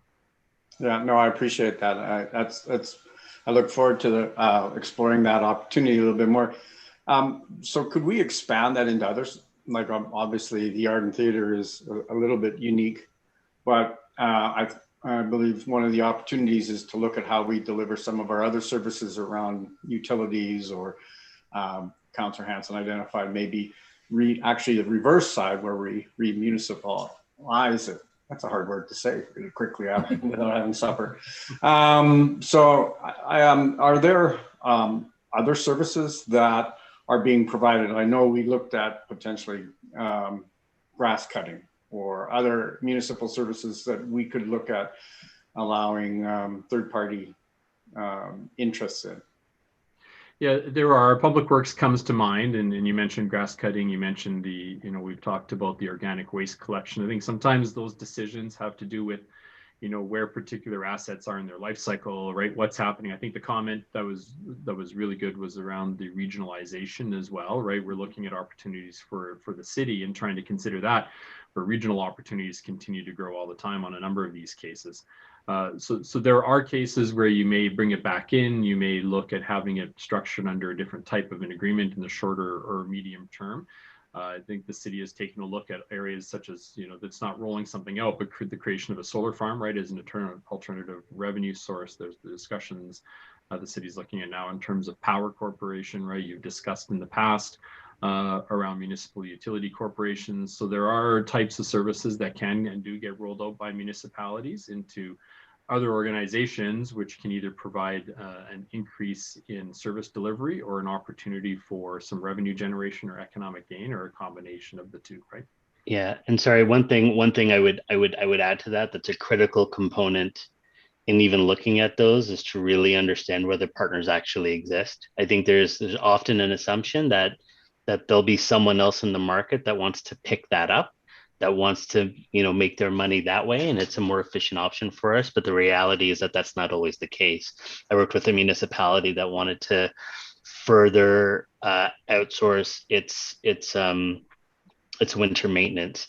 But when you actually look at the market, there was only 2 providers in the market. They were already doing most of the work in that municipality.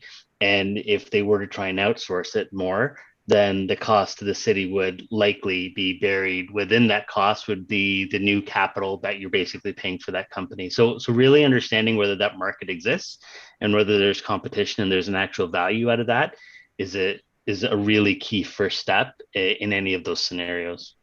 Yeah, no, that's certainly sometimes you hear that, well, let private companies take that on and let them do that, we can do it much more efficiency. But if there's nobody that wants to take your garbage out, well, then it's left to somebody. So good, great feedback. I appreciate that. Thank you very much, Madam Mayor. That's my question.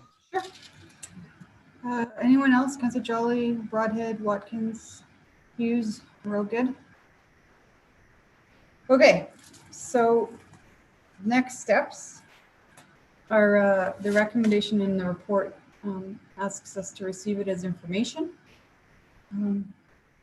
A lot of this is going to take a lot of further work, and I'll get to you right away, Councillor Broadhead. And so the recommendation is to actually make this a huge part of the 2022 council strategic planning, which is with a brand new council. And then I did send in an additional suggested motion. Did everyone get that?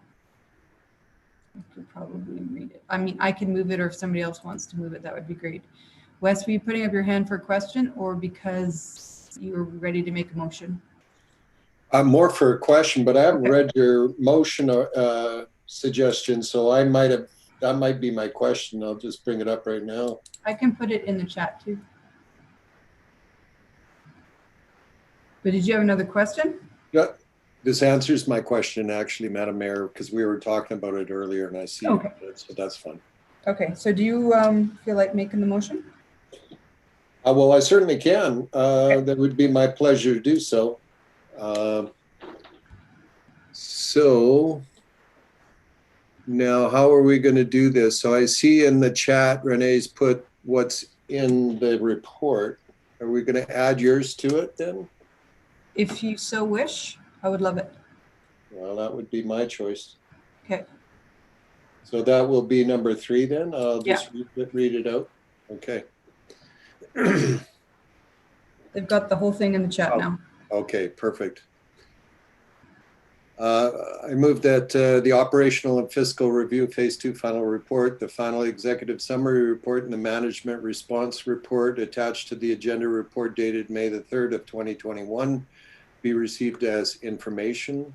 Secondly, that the CEO be directed to include the operational and fiscal review reports now being received for information on the agenda of the 2022 Council Strategic Planning session to inform Council priorities and the Council Strategic Plan for 2022 to 2025.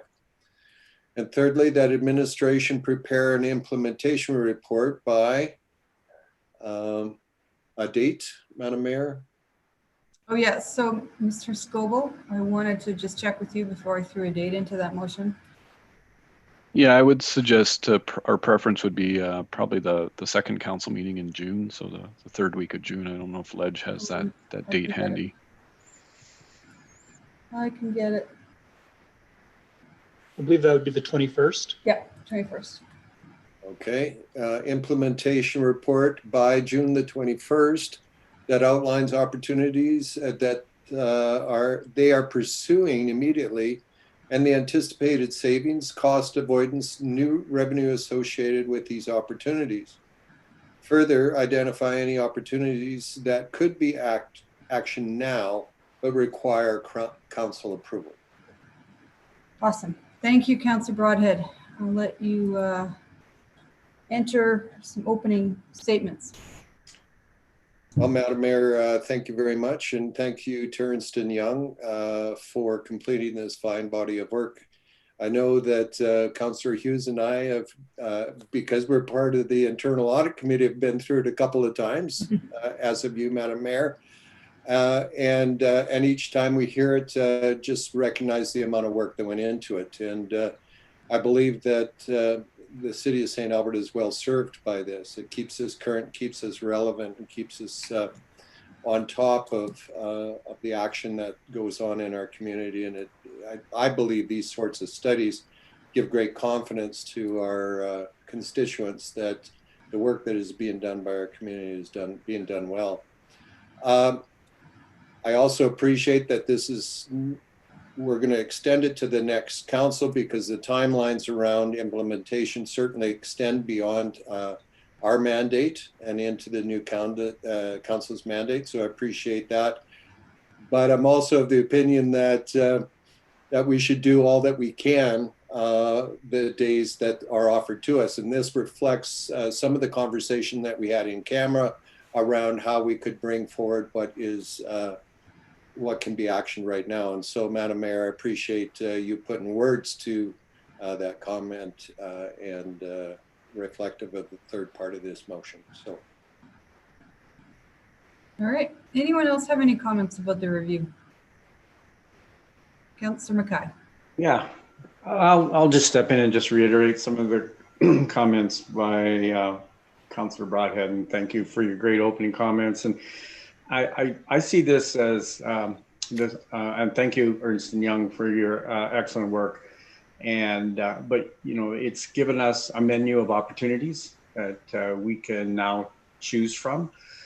It was reassuring to find some of those opportunities the city is already investigating and already starting to action. And some of those in the short term, we will be able to actually have some impact on as a current council. So that was reassuring. But like I said in my questions, for me, the impacts to our residents will be the transformational ones. And those will be more of your midterm and your long term. But like any plans or any report coming back to council, it's always the devil's in the details, and it's the implementation that may identify some of the opportunities may be controversial. Some of them may carry other costs that we're not aware of, and some may have unintended consequences, as I often identify. So, but again, I want to say, pass on my congratulations. A lot of hard work. I appreciate the level of detail in some of the business cases, and I'm also happy to see that administration supports almost all of the recommendations and that are moving forward on many of them already. So that's all my comments, Madam Mayor. Awesome. Anyone else? Councillor Hanson. Thank you. Yeah, for sure. I'm very supportive of, you know, what the doors that you've opened for the next council. And I just want to say that I think strategic planning for councils at the beginning of a term is so important to set the direction of the corporation. And this is going to be able to marry better the corporate administrative needs with the needs of council as well. And so I think when I think about that, that map with all the dots and the implementation plan and when you can start to move on things, I think it just provides such a great base for the next council to come in and have actually something to talk about and not be guessing about what they think the city needs. I mean, it's all been laid out now, and it'll be time to just move forward with an informed decision. So I think it's really, the timing is fantastic. So thanks for all that you've done. Excellent. Councillor Hughes, Councillor Watkins, do you want to add anything? Go ahead, Councillor Watkins. Yeah, once again, I'll just pile on. It's a great report. The good thing is the implementation part. It's very clear and it's kind of laid out. It's also good to know that we are well on our way to getting a lot of those things done that are recommended in the report. And yeah, that's it. Thanks, Madam Mayor. Sure. Yeah. Councillor Hughes, anything to add for? I think this, to echo Councillor Watkins, I think it's the implementation is going to be the devil in the details to determine the value of this. And we do a good starting point to determine the implementation. And we also have an administration that is willing to participate in trying to implement them. So I think that that's a good combination to move forward and ensure that this will be successful in the end. That's it. Thank you. Before I go back to you, Wes, I'll just, yeah, there's a few thank yous. Obviously, Mohammed, Navneet, and Alan, you guys have spent a lot of time with either this council or with the Internal Audit Committee. And I appreciate that. I think some kudos needs to go to the Internal Audit Committee, the 2 public members that sit there, for the work that they did on this as well. They spent a lot of time, had some very good questions. So it's been seen by quite a few eyes, which I think is really important. But for me, it's the report talks about we have below average spending per capita, and that's right out of the Canadian Taxpayers Federation. I thought that was key. I think this report in many ways allows council and allows our staff to defend ourselves in our spending when we have below average spending. And we are heading into an election season, and you're going to hear it nonstop. We need to cut spending. We need to reduce expenses. We need to do this. We need to do that.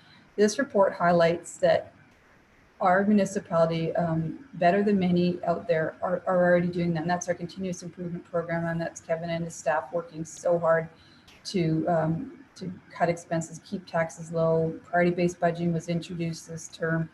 And this report really actually talks about, there's still opportunities, and there's always opportunities. And that's why you get a third party like Ernst & Young in here to look at it, and look at our business cases.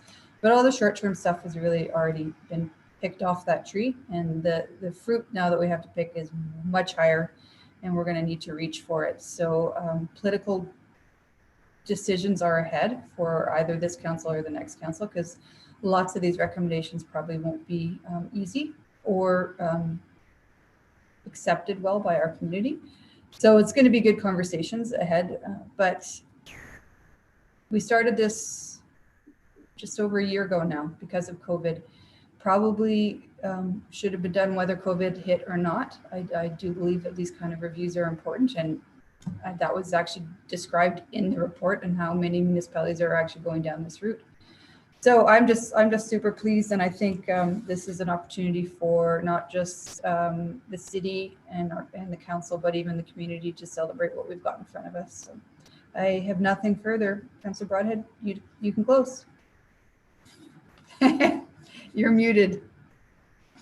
I don't have anything to add after that, Madam Mayor. Well done. Okay, thanks. Calling for the vote. All those in favor? That looks like it's a unanimous vote. Okay, all right. We are finally into the agenda now. It's 5:42. Thank you, Alan and team, for joining us. You guys can go home and have dinner now. Thank you. Have a good evening. Thanks. Thanks. All right. You guys are good to keep going for a bit longer? Okay. Everybody's nodding and seems fine. A couple things next on the agenda were all approved on consent. I'll read them off as quickly as I can. So the first one was a time extension for the capital prioritization matrix funding, and we're going to be seeing that on July 12th.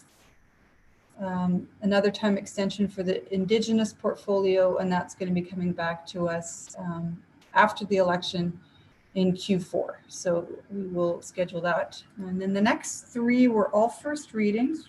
Yes, and public hearings. So the first reading was bylaw 17, 2021 for Jensen Lakes, the 11th redistricting. It's a land use bylaw amendment. That public hearing has been set for May 31st. The next one was another land use bylaw amendment for the downtown district, and that public hearing is also on May 31st. And the final one was a land use bylaw amendment for Schedule C of our sign regulations, and that public hearing will be May 31st as well. All right, next on our agenda is council motions. We'll take yours, Councillor Hughes, because it was submitted first. So you had a motion on writing a letter in response to the coal mining. So I will let you read it into the record, and then we can open it up to questions. Tamara or whoever's recording it, I missed a couple words. So can we say that the mayor on behalf of council? So after it says the mayor, say on behalf of city council.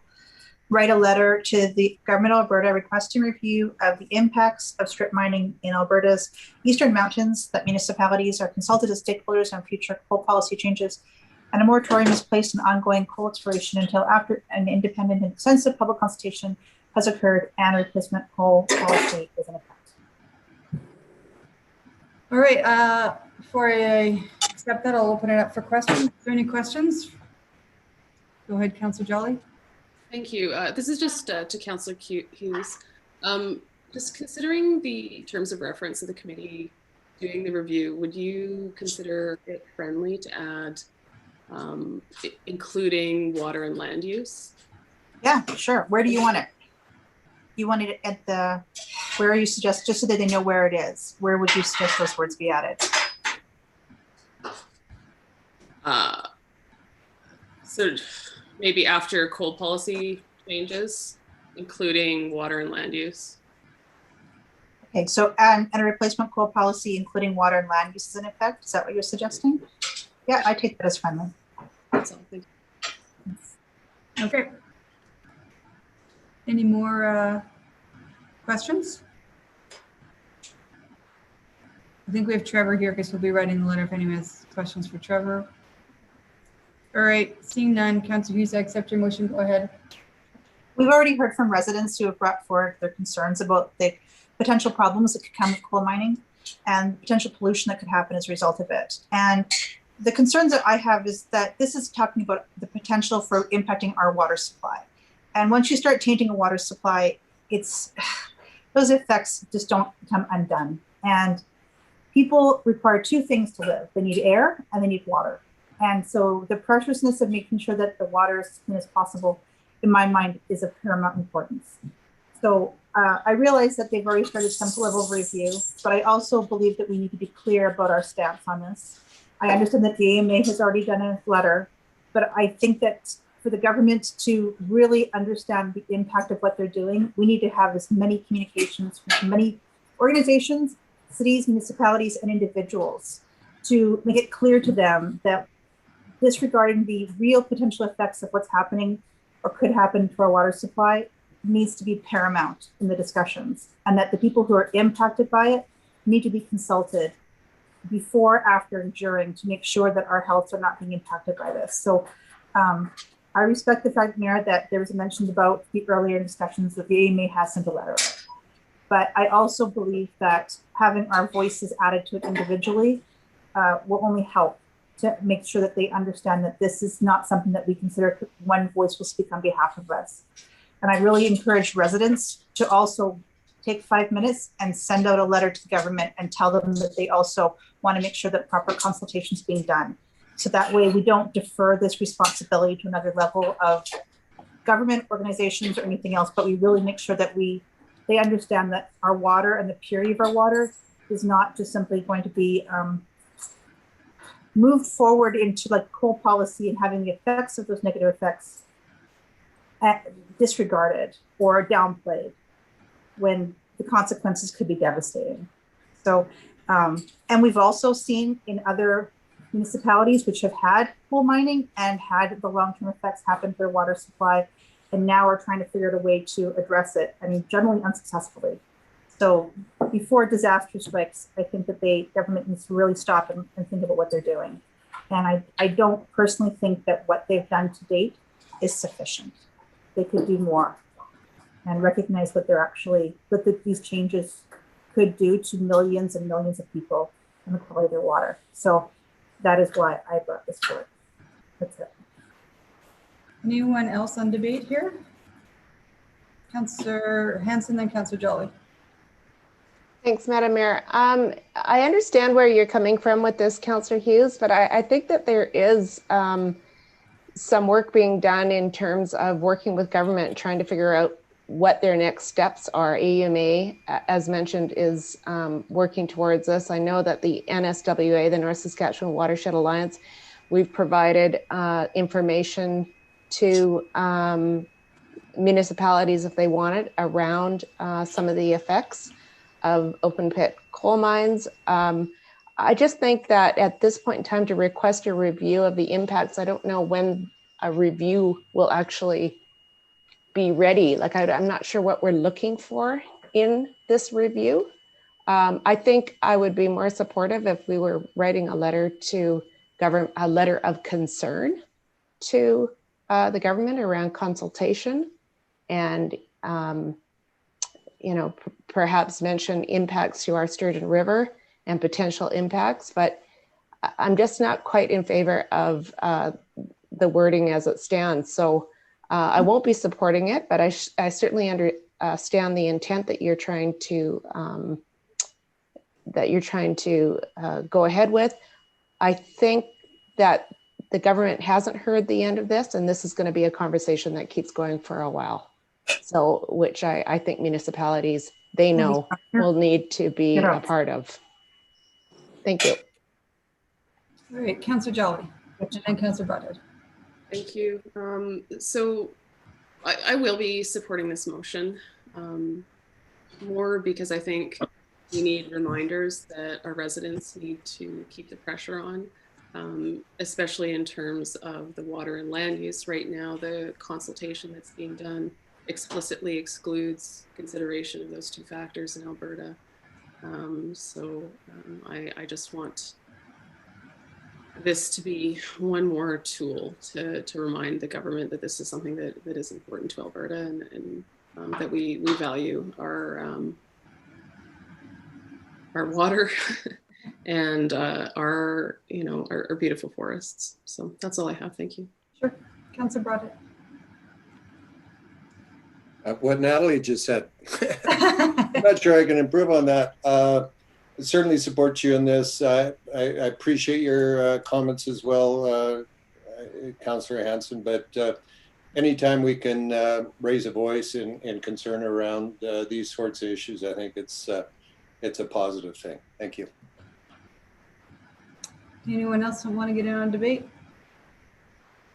I'll just add, so this just came out today. This is from AUMA.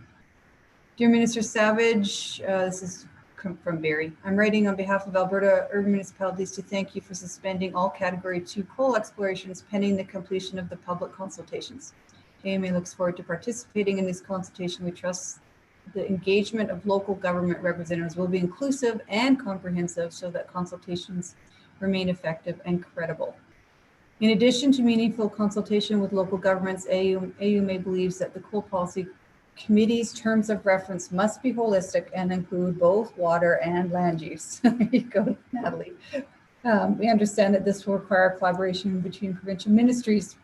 However, it's AUMA's position that the provincial coal policy can neither effective nor credible if it does not consider the cumulative environmental impacts of coal exploration. So that was just out today, just so I'd read it for you guys in case you didn't see it yet. I mean, I'll support this, Councillor Hughes. My biggest concern with this whole topic, and it's not about a letter, it's the effectiveness of a letter. And I'm a little bit maybe even jaded in the impact it will have when Minister Savage opens it. I'm a little bit jaded with the public consultation that has occurred in our province on other issues. Feels like you could tell by the terms of reference that they've already set out that they're not considering water or land use, and their decisions have already been made, and it's a checkbox to do the public consultation. That's my biggest concern, because it has to be meaningful and has to be credible and has to be listened to, and that's so I will completely support the writing a letter. Mr. Dooley will probably be helping draft it, so some of that language to be included would be awesome. And you know, I think the tourism pieces of coal mining and the effects it has in the mountains, etc., has a huge impact. So there is some economy implications if we lose some tourism dollars because of strip mining and etc. So I'll let you close, Councillor Hughes. And thank you, everybody. I agree, Mayor, that, you know, I'm cynical too. Like, we're sending a letter, is it going to stop everything? Go wait, Sonoma doesn't like it, we're now changing direction. Probably not. But it's about having a volume of voices tell them that they need to pause. And until you have that threshold, they can continue, because government so often takes silence as consent. So is it going to change the situation? Perhaps not, but it's also the least that we can do to try to bring attention to that. What they're doing is not sufficient. And if we say nothing, we de facto agree. And so I don't want to be able to tell, like, just say nothing and let the government think that we're okay with what they've done or the measures they've taken to date. Because the quality of our water, we have some of the best water in the world, and it's at jeopardy if this is not being handled properly. And so I agree that this may do nothing, it may do something, but it's one voice in hopefully many more to get the government's attention to rethink the current plan. And so I think that I want to be part of that voice, because I think our quality of our environment and our water and our land is too important not to do that. That's it. Thank you. All in for the vote. All those in favor. So I've got Councillor Watkins, Jolly, Mackay, Broadhead, Hughes, Heron, and Councillor Hanson, you're opposed? All right. Okay, one opposed. All right. Thank you for that. I'll copy you guys on it when we send it off. Okay, moving on to your motion, Councillor Mackay, household pool bookings. I'll get you to read it in because you need to actually put in some dollars. Well, I gotta, don't worry, just procedurally. Oh, we got a waive notice, you're right. Okay, I'll get you to read that one first. And do you want, I mean, obviously, rising out of our Emergency Management Advisory Committee, we got a great deal of input. So would you rather, you want questions first, or would you rather I read this in first? Just read it in. I'm not going to accept it yet. And you can leave those two pieces blank if you want to fill them in later, but let's just get it on the floor. Okay. And then we'll ask questions. I'll read in the 21-day advance notice waiver first. That the 21-day advance notice period for a councillor's motion be waived in accordance with section 23.8 of Procedure Bylaw 3-3/2018. All right. Councillor Mackay, I realize you probably wanted to have this conversation today because they were starting the bookings this week. Mm-hmm. But now that everything's closed for at least 2 weeks, are you sure you want to bring this forward today? Well, and that's part of the inquiry of the questions. I mean, I think there's a great deal of value in the discussion and in getting the information in relation to the whole issue of subsidization and our cost recovery policy. We obviously, I mean, clearly, you know, there was maybe some changes that we can look at in relation to communications. There could be a look at in relation to whether or not we should even be subsidizing more. And quite frankly, and I didn't even realize that we were already subsidizing it by 20%. So that's something new that I learned.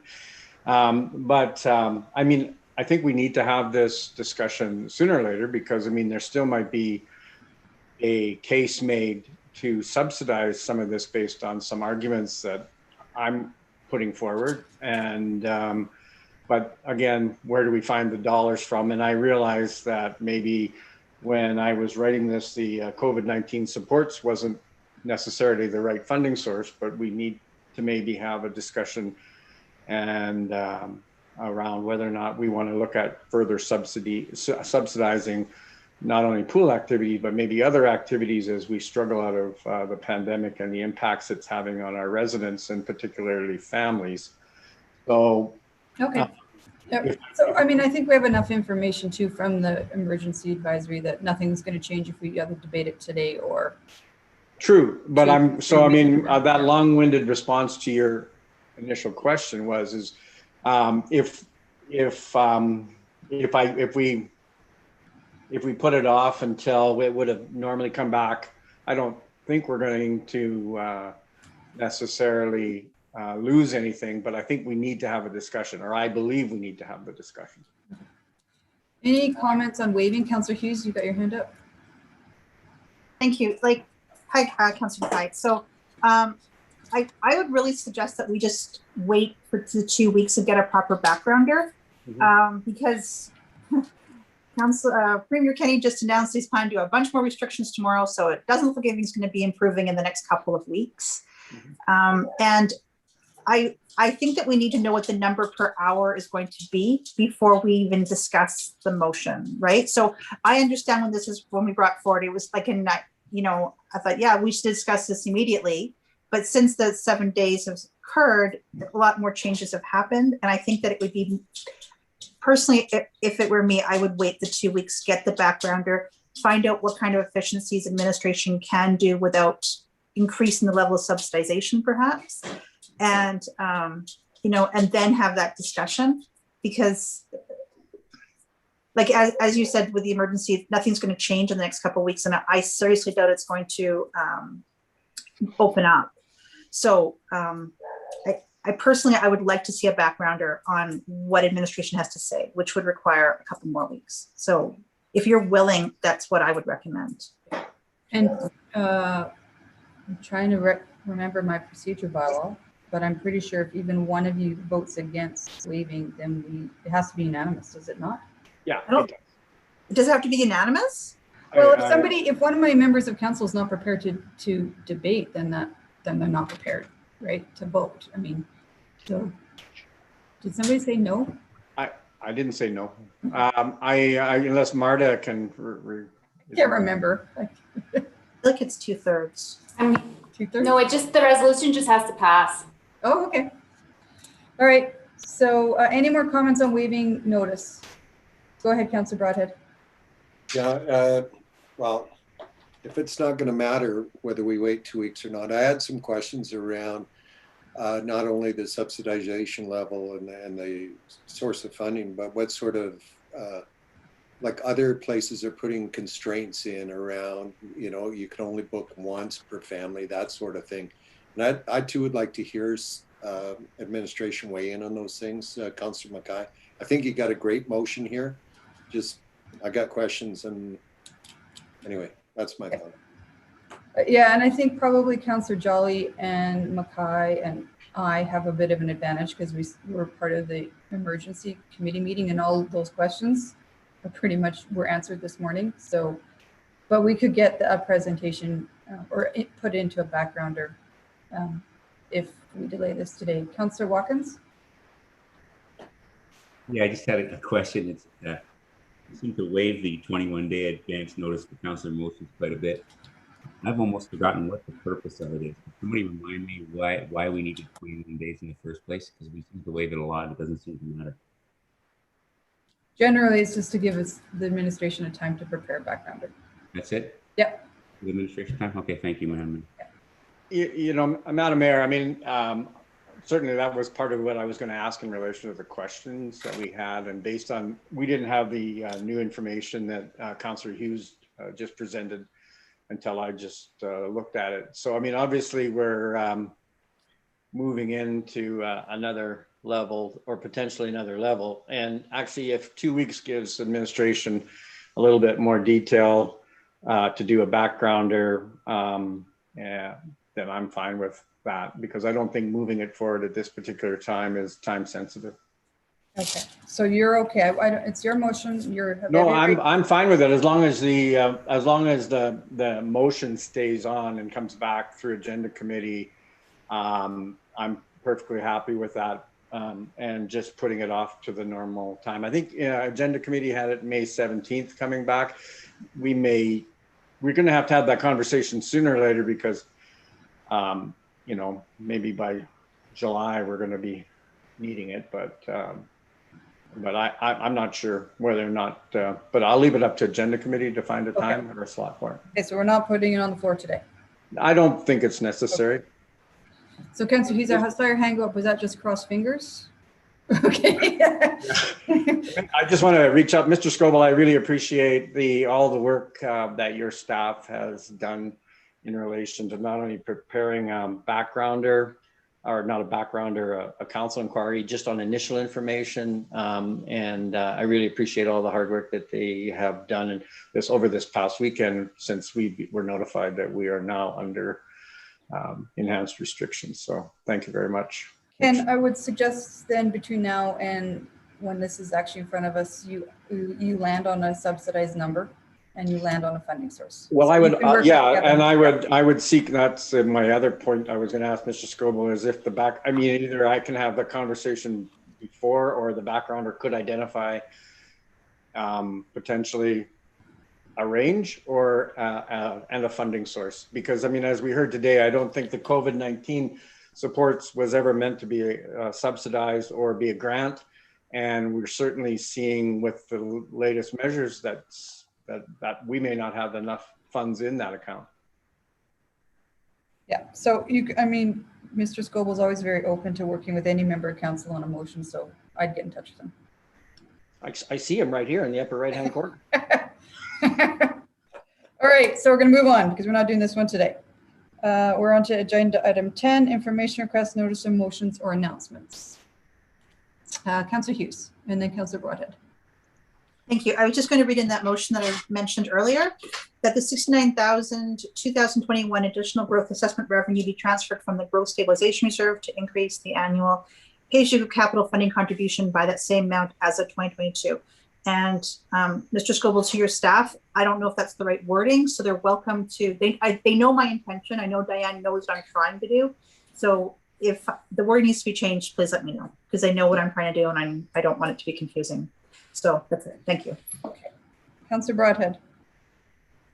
Thank you, Madam Mayor. More of an announcement than anything else.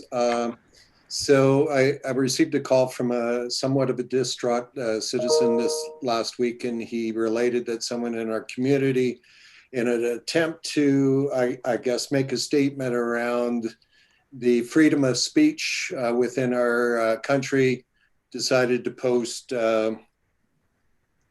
anti-Indigenous people signs, but also to fly the Canadian flag upside down. Yes, and so he was a past member of the forces, and of course this was offensive to him, but it's also against the law. And so what I committed to him to do was to take it to the Edmonton Salutes Committee to see if this was a problem within the region. And so I did, and apparently it is not. But the members there, of course, were supportive of the military, and they were distressed that somebody would do that to our national symbol. And so what I committed them to doing was making a statement imploring our citizens not to disrespect the flag and dishonor the symbol of our country, which so many of our armed forces members have served so well. So, ladies and gentlemen, please don't fly the flag upside down. It's disrespectful, dishonoring to them, and it's against the law. Thank you. Thank you, Councillor Broadhead. Sad times when we need to actually say that in a council meeting. Any other announcements, notice motion? IRs? Okay, we are moving back in camera. Do we need a bit of a break? It's almost 2 hours since our last I would love 5 minutes if we can do that. Well, it's 6. Does anyone want a little bit more time to eat something? How long is it going to be? I think there's a fair amount of things in camera. Councillor Scoble? Mr. Scoble? No. No, just a request if whenever you take the break, we're just, but to start off, we would need Carrie, Marta, Adrian, and Diane McMorty in with us. Carrie, Marta, Diane. Okay. All right. Am I doing the breakout rooms again? Renee, is that me again? I can do it for you. Okay. Why don't we take a break and we'll come back. It's 6:08 according to my one. We come back at 6:25. That way you can have an apple or something like that. Do you want me to make the breakout room before the break? You can have it ready to go, Renee, but we still have to make the motion to go on camera when we Right. Yeah. Yep. Okay. Okay. All right. Thank you. Thanks. Sure. Okay, 6:25 I said, right?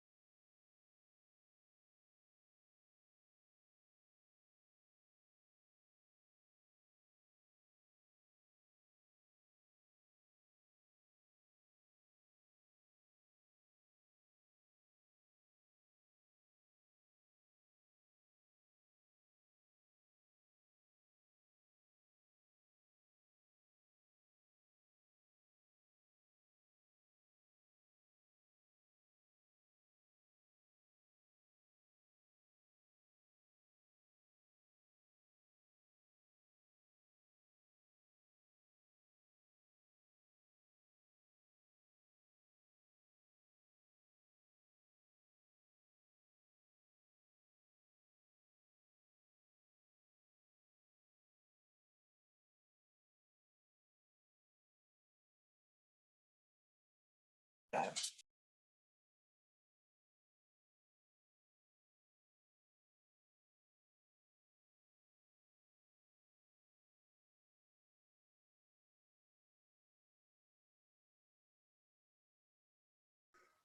about that. I had to take my friend out. I'm sorry, I'm here just getting set up.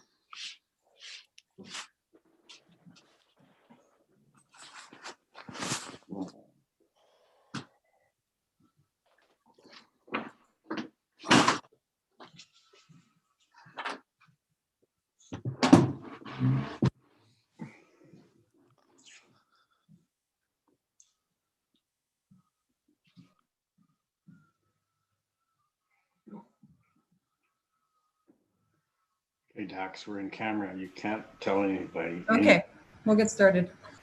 Can I have a member of council make a motion to go on camera? Councillor Hanson, go ahead. The council moving camera to have a confidential dialogue with the CAO pursuant to section 24(1)A of the Freedom of Information and Privacy Act. Awesome, thank you. All those in favor? Okay, that's unanimous. I'll get the breakout rooms opened up now. See you in there.